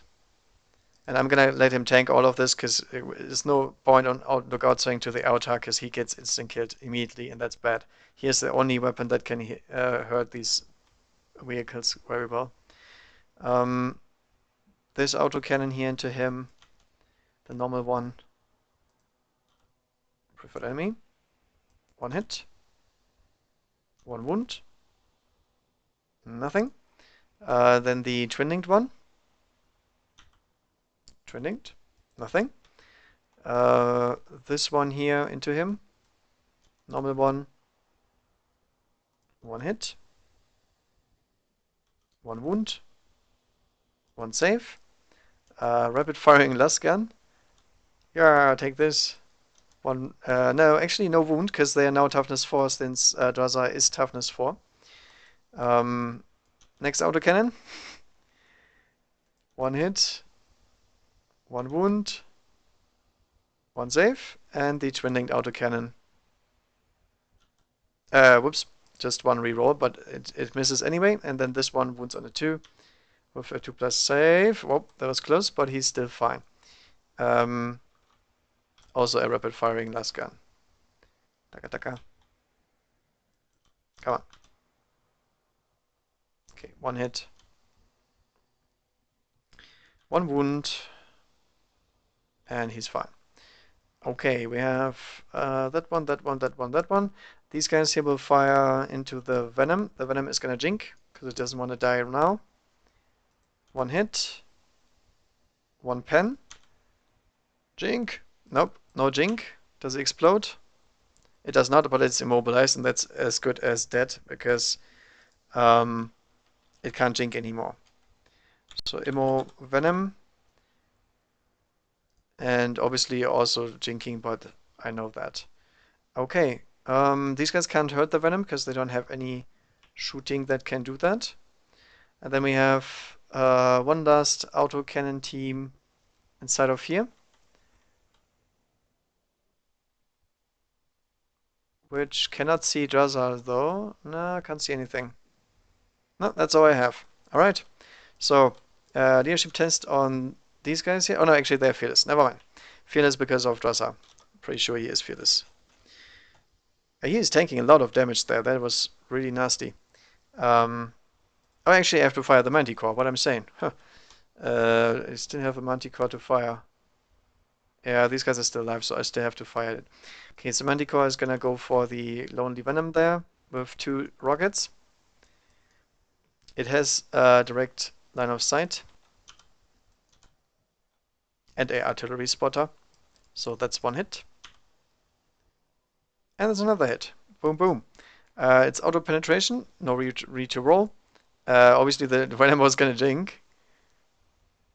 And it jinks both of them. Nice. So the Venom is still alive with full HP. Unfortunately, the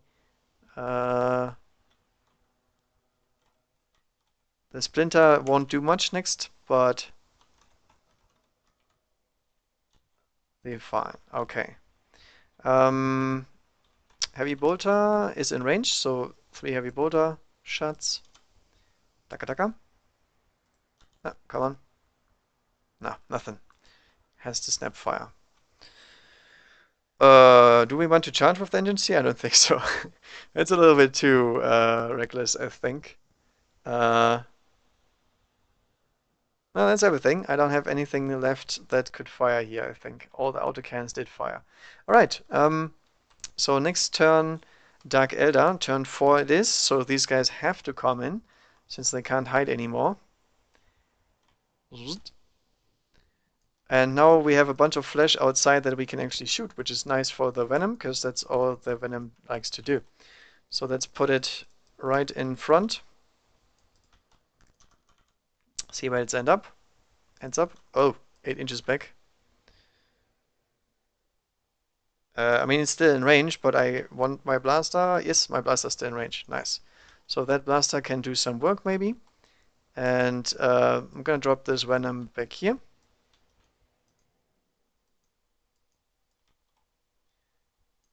Actually, I'm gonna go a little bit more greedy and drop it here so I can fire through here with the Venom. Oh, come on. Damn it. It goes off the table. What's up with the scatter today? Come on.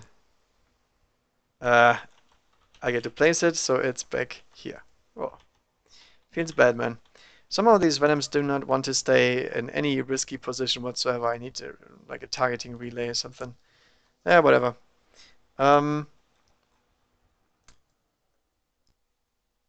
The next thing we do is move this one.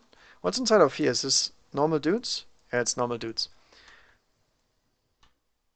Let's move 6 this way. If I disembark, I get into range of that basilisk, but if I disembark, I might as well not disembark, because why? There's no pain.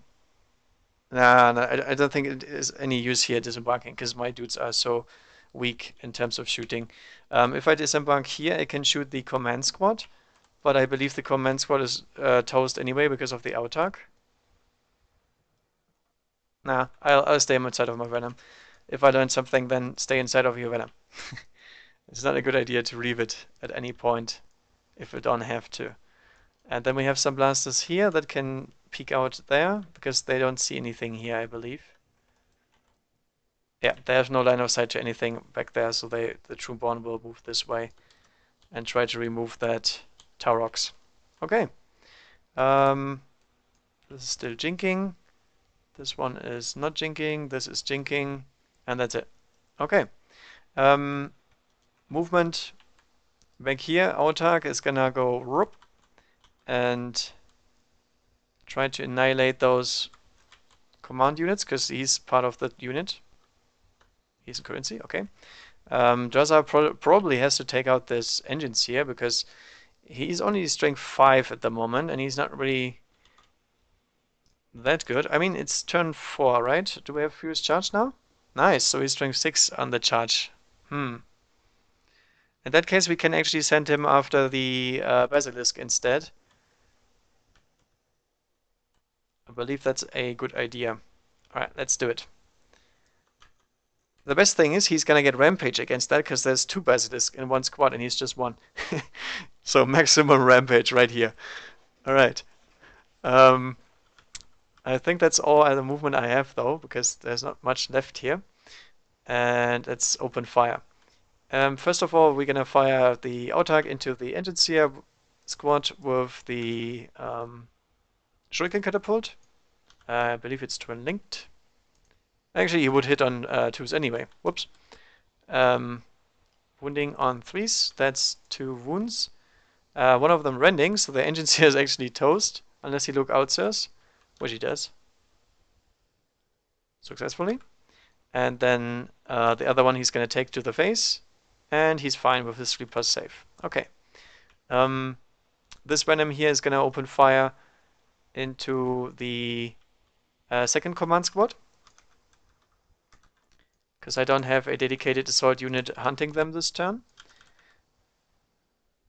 Daka daka. Oh, nice, nice. That's pretty good. 4 hits. Winning on 4s. 1 wound. Got that poison. There's cover. So 5+ cover. No. So one of the command dudes is like, goes splat. Come on. There we go. 1 less. And this blaster here into the Taurox. Hitting on a 3. And glancing on a 3. Hey, finally the blasters do something. No cover in between. AP 1, I believe. So it's +2 to this, so it's stunned. So snap firing can't move. Also leadership test. They are not okay. So snap firing next turn. I'm actually gonna put a jink marker so I know. There we go. And the Venom itself is gonna fire into the guardsman ahead.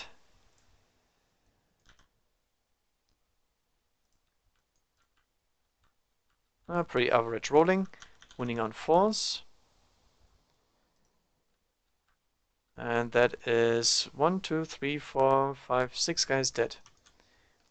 1, 2, 3, 4, 5, 6. Easy peasy.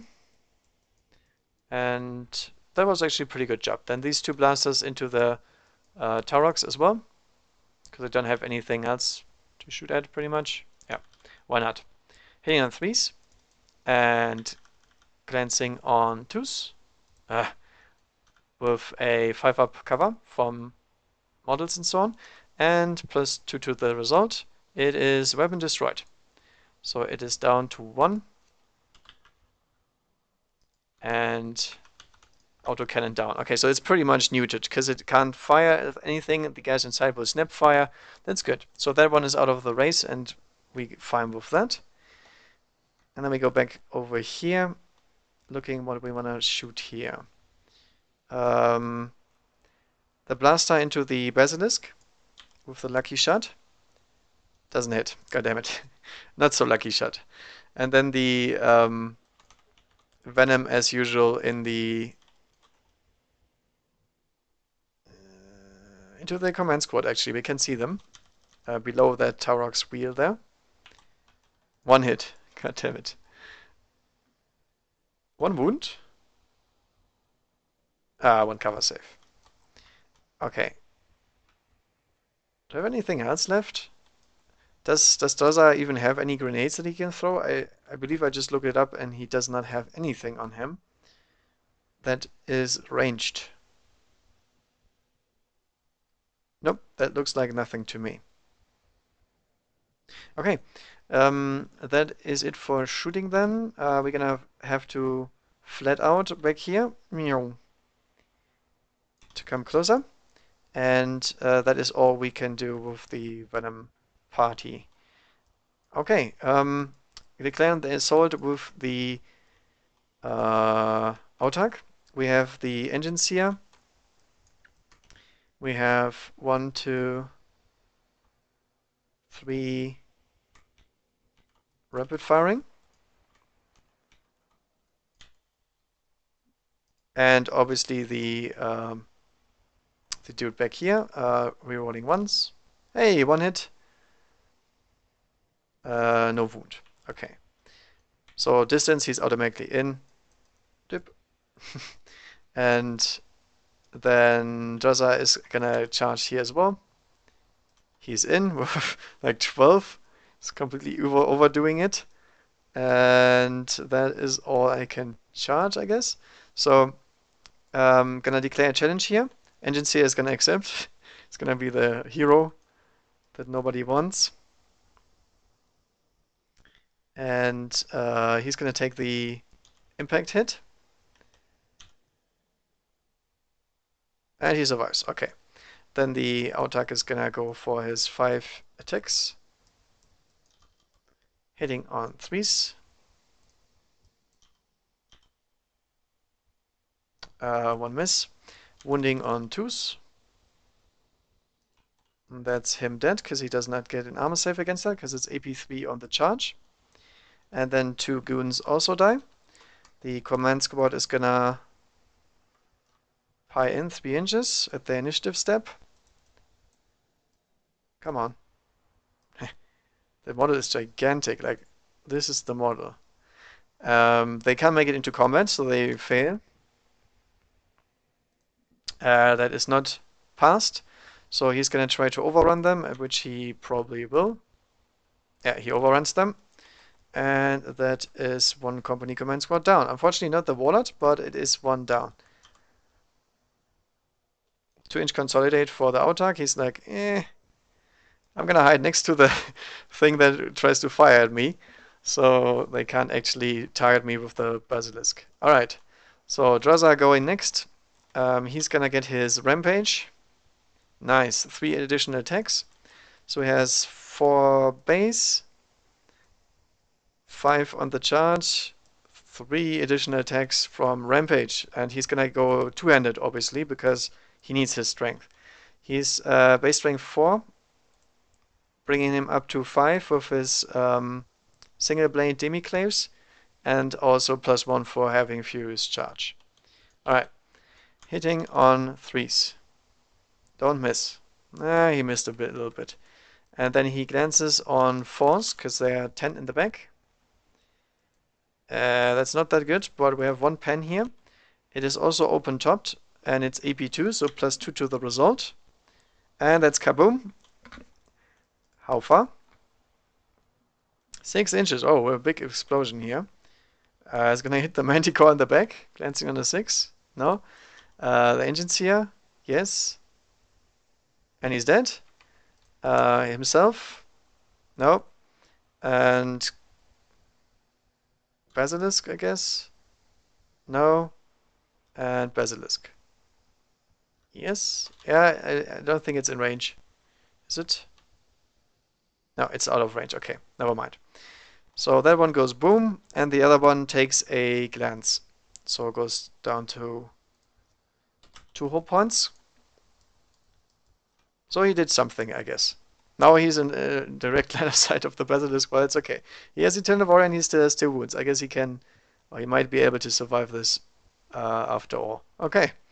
Um, that is turn 4 from Dark Elder's side here. So everything else is leadership tests, I guess. Oh, I forgot to complete to do that, actually. So leadership test on this unit, obviously. They are okay. No leadership required here.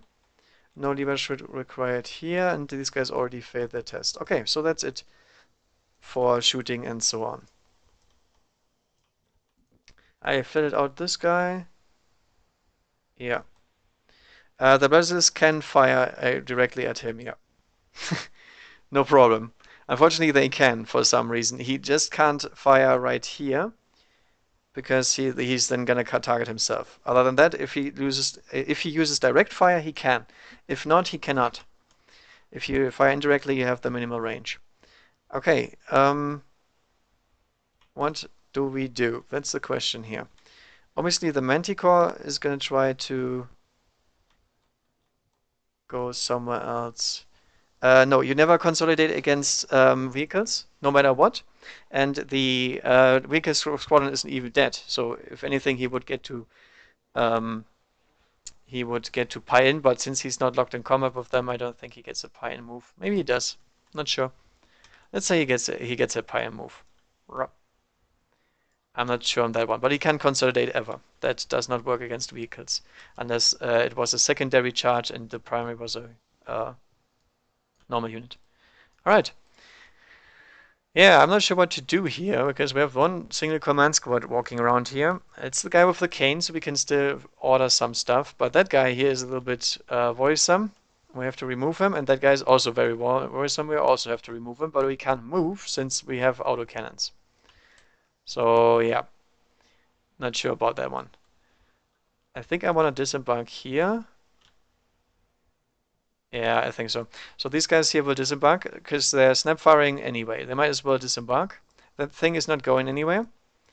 And we have a autocannon.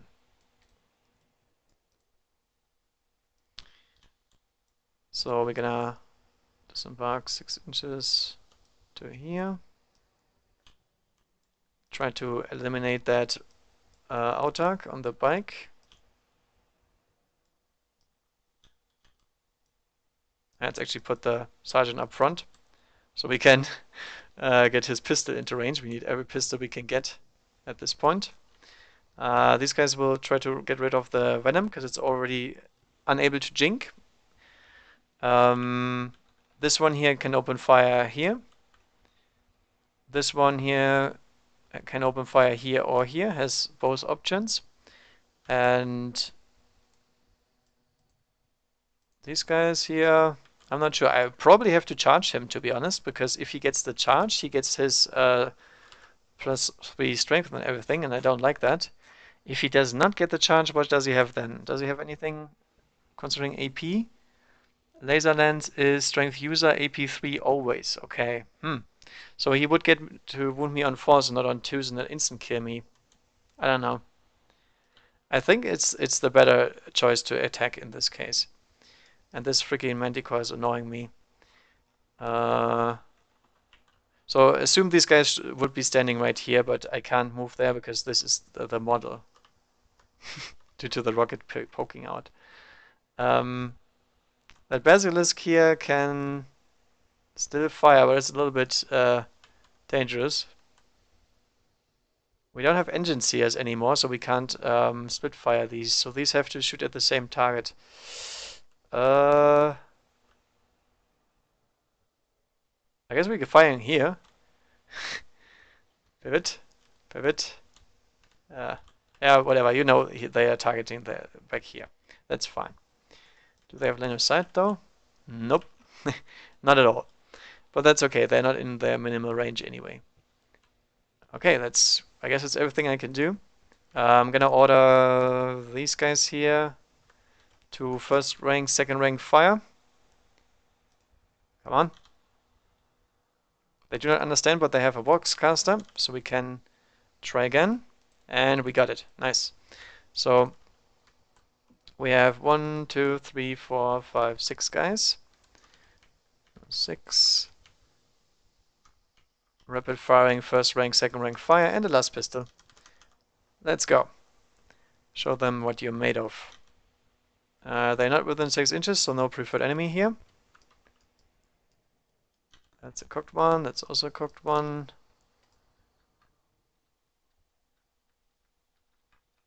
Alright. Wounding on 5s, I think, since he's on a bike. Toughness 4. Yeah. Autark Skyrunner is toughness 4. So we have 3 wounds on him.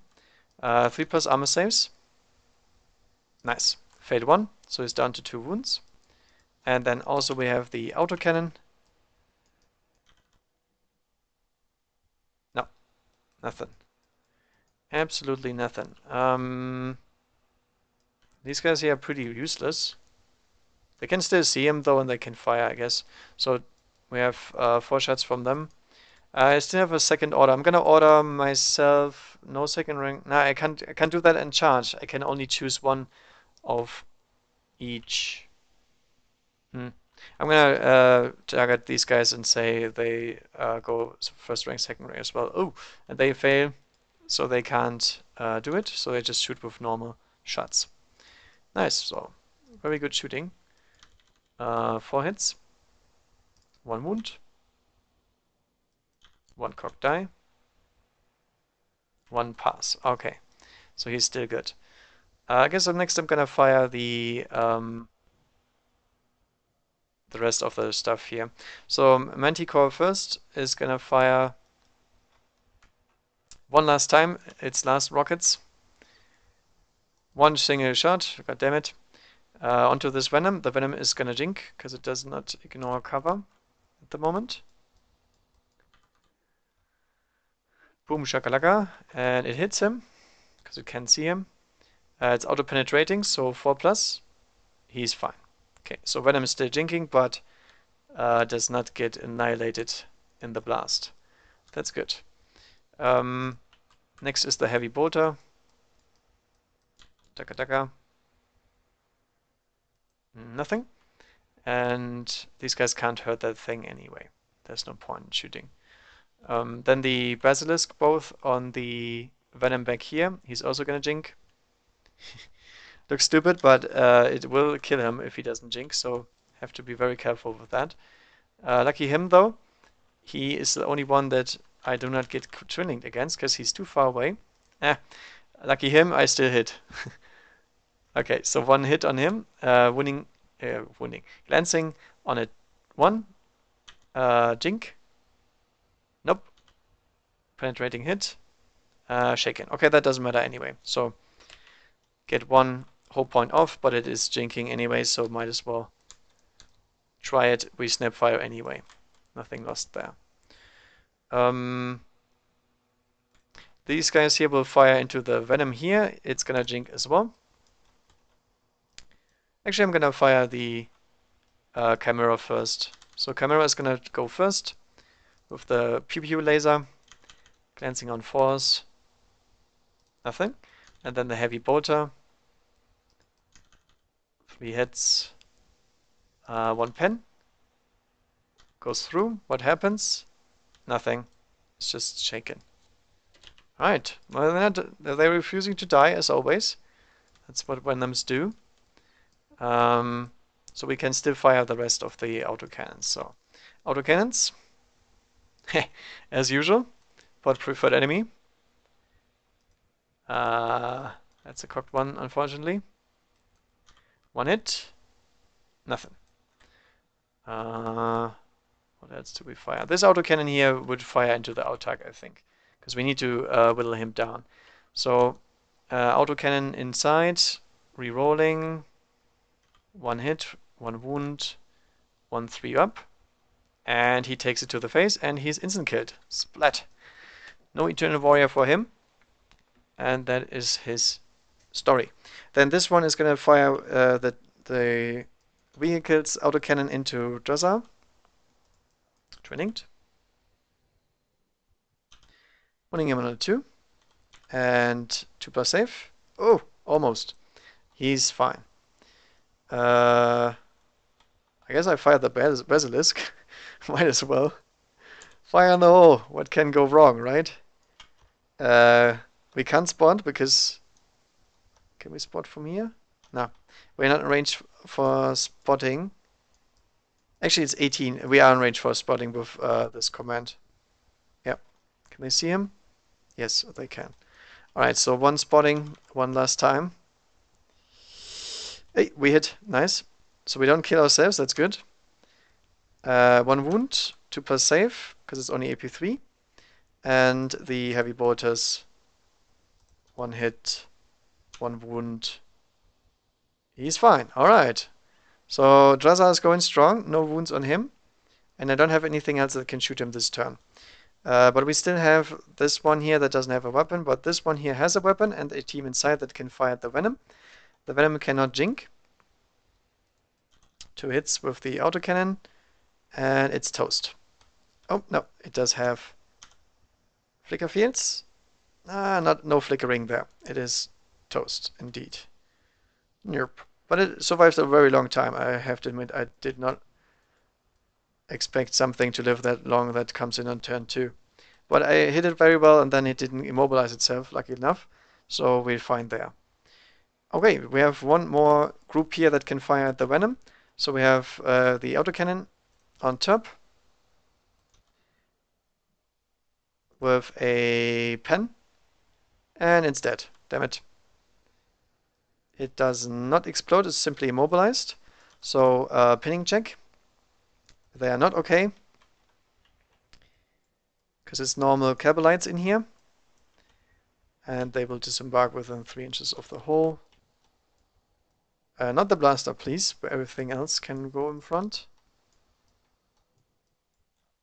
And it is dead. Poor Venoms. No jinx anymore. Okay, did I forget anything? I think that's all I have. Except these guys here, but they can't really see anything now. I guess this guy can see, or this girl. It's a lady, because it's a veteran. Okay, so 1 veteran into him. A hit. A wound. Ah, that would have been epic, but no, nothing happens. Yeah, I guess all the Venoms are jinking. This one is on 1 hull point. This is unharmed. Everything else is dead. Autark died. And that is turn 5. Dark Eldar. Dark Eldar turn 5. We got some extras. I believe it's... Is that it? Something like that? No, we just gained Fearless. Feels Batman. So still no rage. God damn it, it takes so long.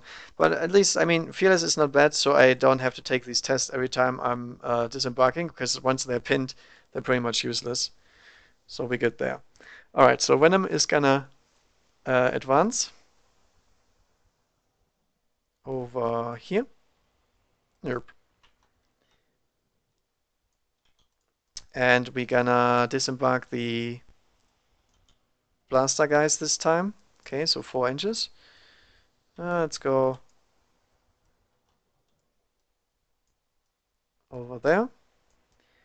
Just so the guys can see the company command squad, because I need that kill point.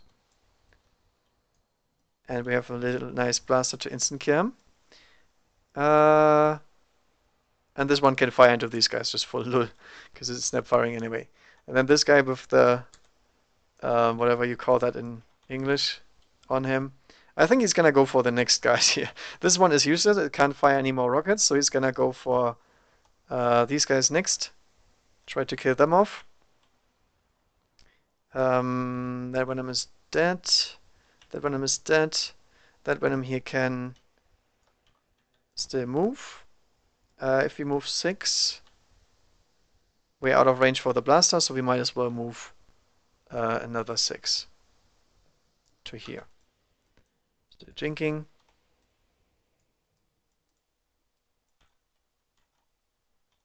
And then these guys go like, haha, you completely forgot about us, and we have 2 blasters.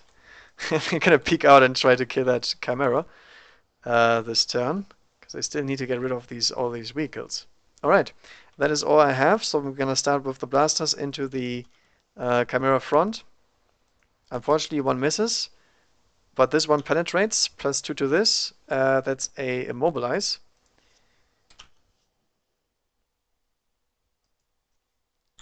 Kaboom. Imagine if he wouldn't miss, I would have blown it up. Yeah, whatever, it's not gonna run away, so it's nice. I guess I can charge it for some reason. This blaster here is, oh, it's actually in range, exactly in range of that one. So I'm gonna try again with the blaster here, and it misses. God damn it. Then we have a blaster in here that is gonna snap fire. Nope. And then we have the Venoms themselves obviously firing into the, whoop. Is this 12 shots, really? That looks a little bit weird. This one into the guardsman in front. Got 2 hits. Winning on force. Nice. 1 guardsman down. The one on the bush. And I guess these guys can fire because I already fired the blaster. Feels bad, but maybe I shouldn't fire the blaster so much. This one here into the guardsman in front. I wish the splinter cannons were twin-linked. That would make the venom much better actually, but it's too cheap for twin-linked cannons, to be honest. It's already pretty good as it is, I think. So completely failure on this one here. And then these guys here will rapid fire into the command squad. I'm gonna start with the poison stuff.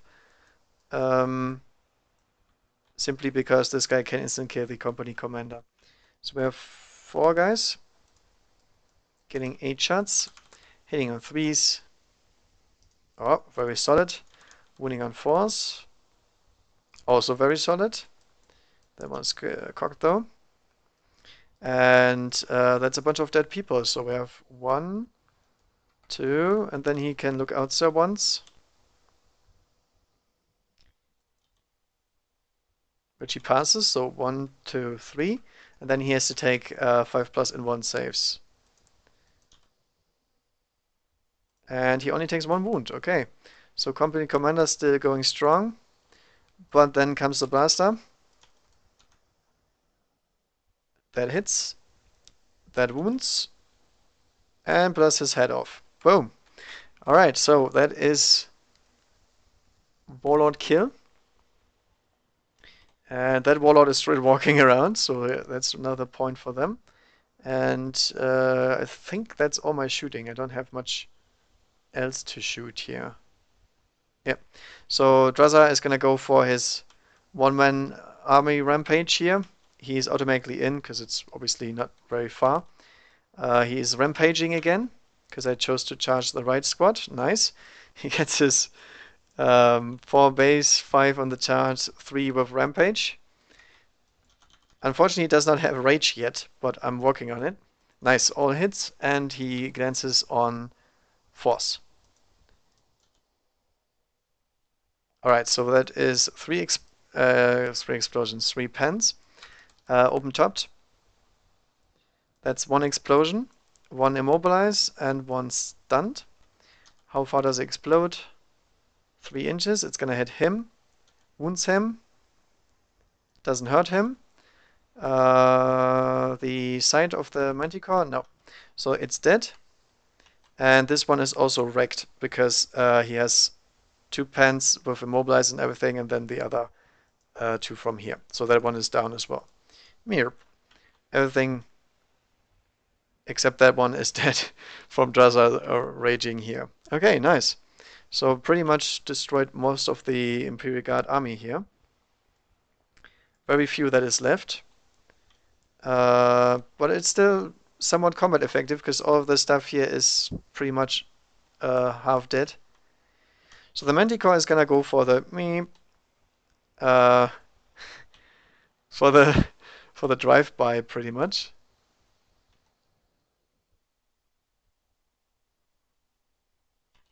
Like that. So this stuff here all has line of sight on him because we need to remove him because otherwise we die. Um, this one will stay put, I guess. Actually, I'm gonna move forward with these guys, and then I'm gonna now I stay inside with this unit. We can just gun them down. I don't need to move. These guys here just need to get into rapid fire range. These guys here are already in rapid fire, obviously, and I don't have any commands to do. And these guys have to hold still because they have heavy weapons. All right. One nice basilisk is gonna turn around. Can he still fire? Yes, he can still fire because it's 45. So let's go with the basilisk, the glorious shot here.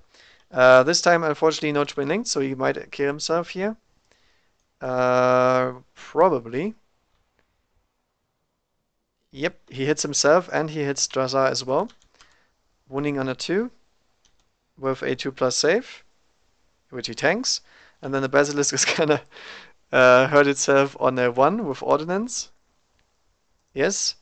It is open topped, so what happens to the vehicle? It explodes, of course. So basilisk explodes 4 inches, is gonna hurt Drazar on a 4, and it's gone. So much for that. Maybe I should have fired the heavy bolter first, but okay. So he actually took that one out as well. But I mean, I forced a wound on him, right? All worth it. Okay, so heavy bolter from the freaking Manticore into him. It's 2 hits, winning him on 3s with 2+ save. He's fine. Now, this guy makes 2+ saves on 2s all the time. Holy cow. Then these guys here into him. Autocannon. 1 hit. 1 wound. Oh, he failed, and he has Phenopain. Now he takes 1 wound to the face.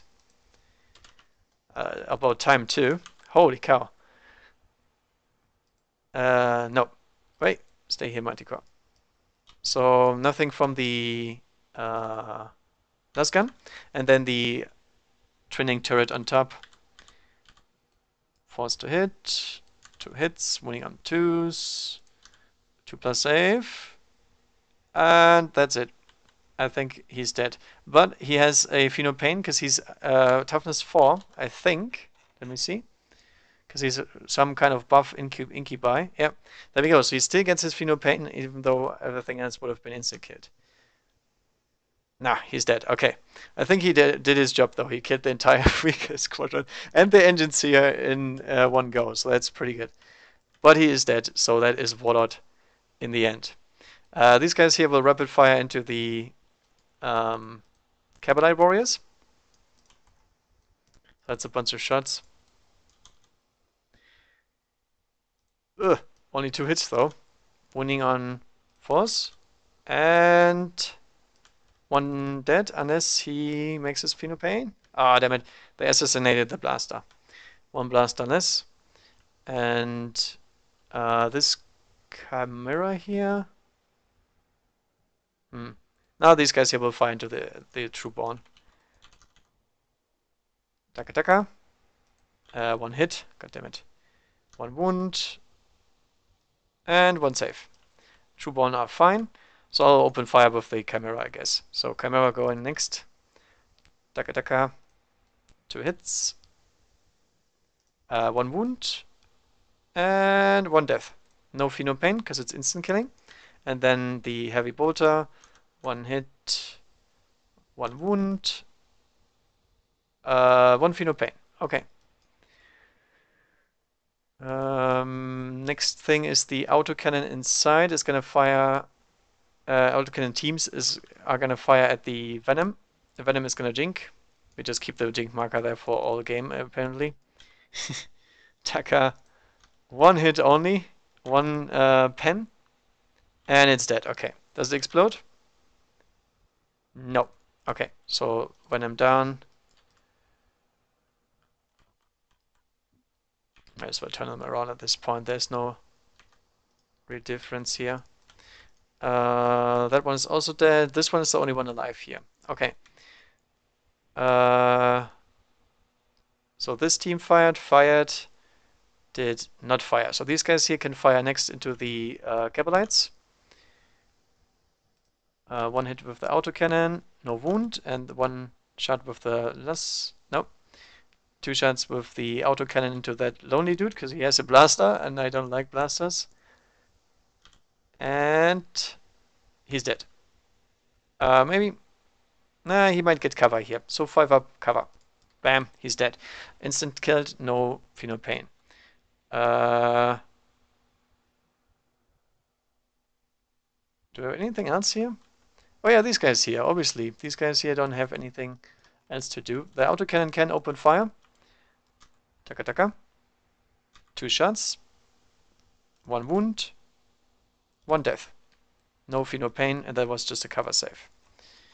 Alright, but they don't care. They are fearless at the moment. These guys don't care either. They're also fearless, and that is all I can fire. I don't think I have anything left because I took everything to take down Drazar there. Drazar? I don't know how his name's called, but it's fine. He's dead. And I took everything to actually kill him. Okay? Yeah, I think I needed everything because he only fades 2 pluses anyway. I can't instant kill him anyway. Alright, so these guys can't charge or anything, so that is turn 5 Imperial Guard, and we have to see, does the game continue, or do I need to kill more? No, the game does not continue. I think that's fine. I think that at this point it's just a few squads trying to beat up each other with nothing. There's still some autocannons everywhere, but because I have so many, but I'm not sure how much the kill points are here. So let's count them real quick. We have 1 single venom left. So let's see here. Unfortunately, we did not get Linebreaker in the end because we are not close enough to the edge of anything. Yep. So that is 2 points for Dark Eldar considering secondary objectives, and 1 point for Astra Militarum for killing the Warlord, obviously. Then we add to the lists. I'm going to start with the Dark Eldar loss because I have their list right here. So that is Drazar, that is the Ingibai and the Venom they were in. All Carbonite Trueborn died, so that's 2 and 2. 1 group of Carbonite Warriors died, and 2 of their Venoms. 1 of the Venoms survived. 2 kill points for the Razor Wing Flocks and the Scourges, the Autarch, and the Wind Riders. 16 kill points for the Dark Eldar, if I'm not wrong here. I think it's pretty clear because there's not that much that survived anyway. There's just one group here, and a Venom somewhere. There it is. Okay, so 16 points right there, and then we go over here. I actually have to count a little bit different here. So we killed. How do I count this? So 1 company command, 1 company command, engine seer, basilisk, manticore, 1, 2, 3, 4, 5 heavy weapon teams. I think we have 5 Tauroks, so that's 1, 2 Tauroks down as well. And then we at least killed 1 infantry squad, did we? These guys disembarked. This one is fine. These guys are fine. These guys are fine. I think that's all. Oh yeah, we killed we didn't kill the command squad there. I actually have to count this a little bit more careful. 1, 2. Chimera is fine. 3, 4, 5, 6, 7, 8, 9, 10, 11, 12.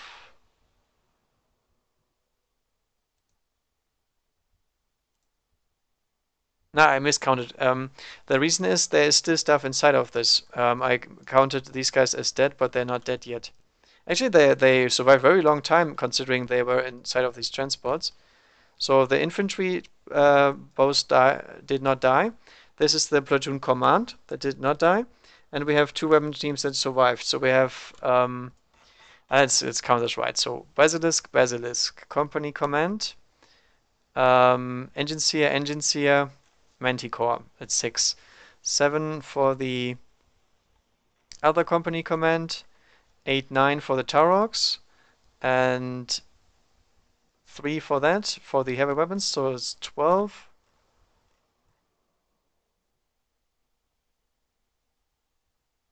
Yeah, I think they have 12 points, so it's 14 points in the end. I miscounted by 2 because I thought we killed these guys here.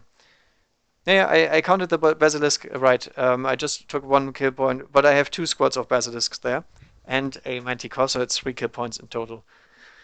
So that was actually really, really close. I mean, they were off by 2 points. So I needed to finish off this one here on 1 whole point. I needed to explode this one here, and it was close to exploding there. And these guys here were barely dead. But the problem is the Venoms needed to jink in the end. And if I didn't jink them, they would have died right away. So there was absolutely no point of not jinking that. And once the company command squad was dead, there was actually a point in jinking since they have no more ignore cover on them. And that's the only thing that might have saved the Dark Eldar there. Because if there was one Venom more alive here, and I probably should have moved flat out with one of the jinking veterans to secure. Yeah, that was a tactical error. So the best thing you could possibly do here is take one of these here because they were already jinking, move them up 12, and then turbo boost them over here. So we secure Line Breaker, and these guys cannot finish it off. So in fact, I think the Dark Eldar could have tied the game there, just because I made an error with the mobility there, because I'm not used to having wickets that move as quickly. But I mean, they can move 36 in 1 round, and you have to be 12 inches away from the table edge, so it's totally possible that I jumped there, and I just tried to kill more. That was probably the error there. So I could have tried to hide my stuff there, but to be honest, I had no overview over the kill points. So I would actually say the Dark Eldar won that one, since I could have hidden with my units much better and then sissied out here, but I wanted to fight to the death here, and the Venoms could have secured Line Breaker and denied the kill point at the same time. So I believe they would have won that. Because if I did just the stuff with the Venom, they would be at 15 for line breaking, and then they have 1 kill point less. So I'll call it a tie at least. Might even be possible that Dark Eldar won that. Yeah, yeah, I have no idea.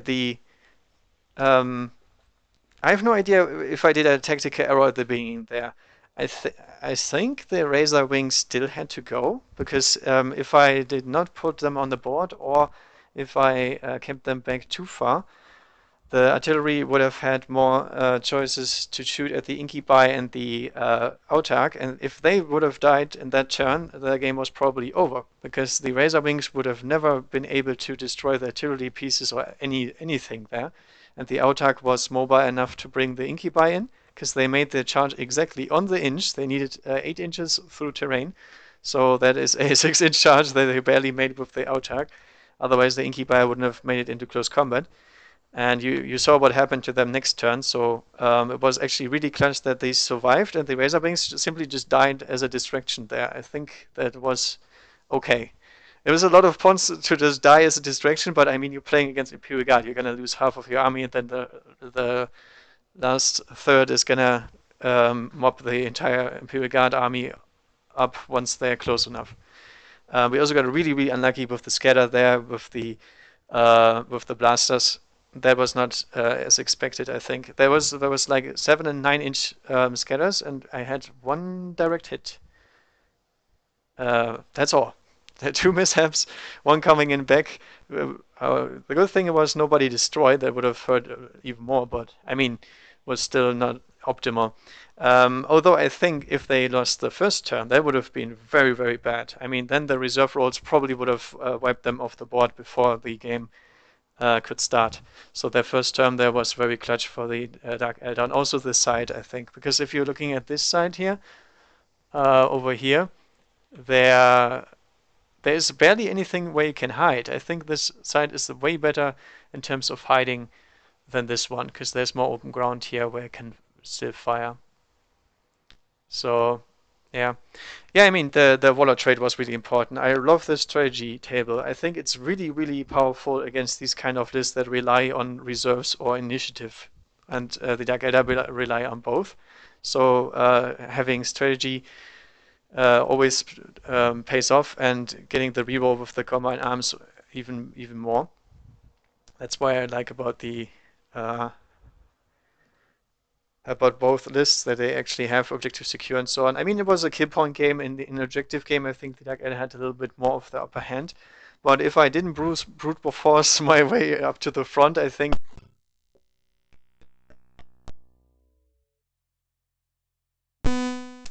And there goes my headset. So thank you for providing the list. I had fun playing, and I need to hurry up because I'm gonna lose my headset in about 2 seconds or something. So, all right. Hope you guys had fun watching too, and happy wargaming.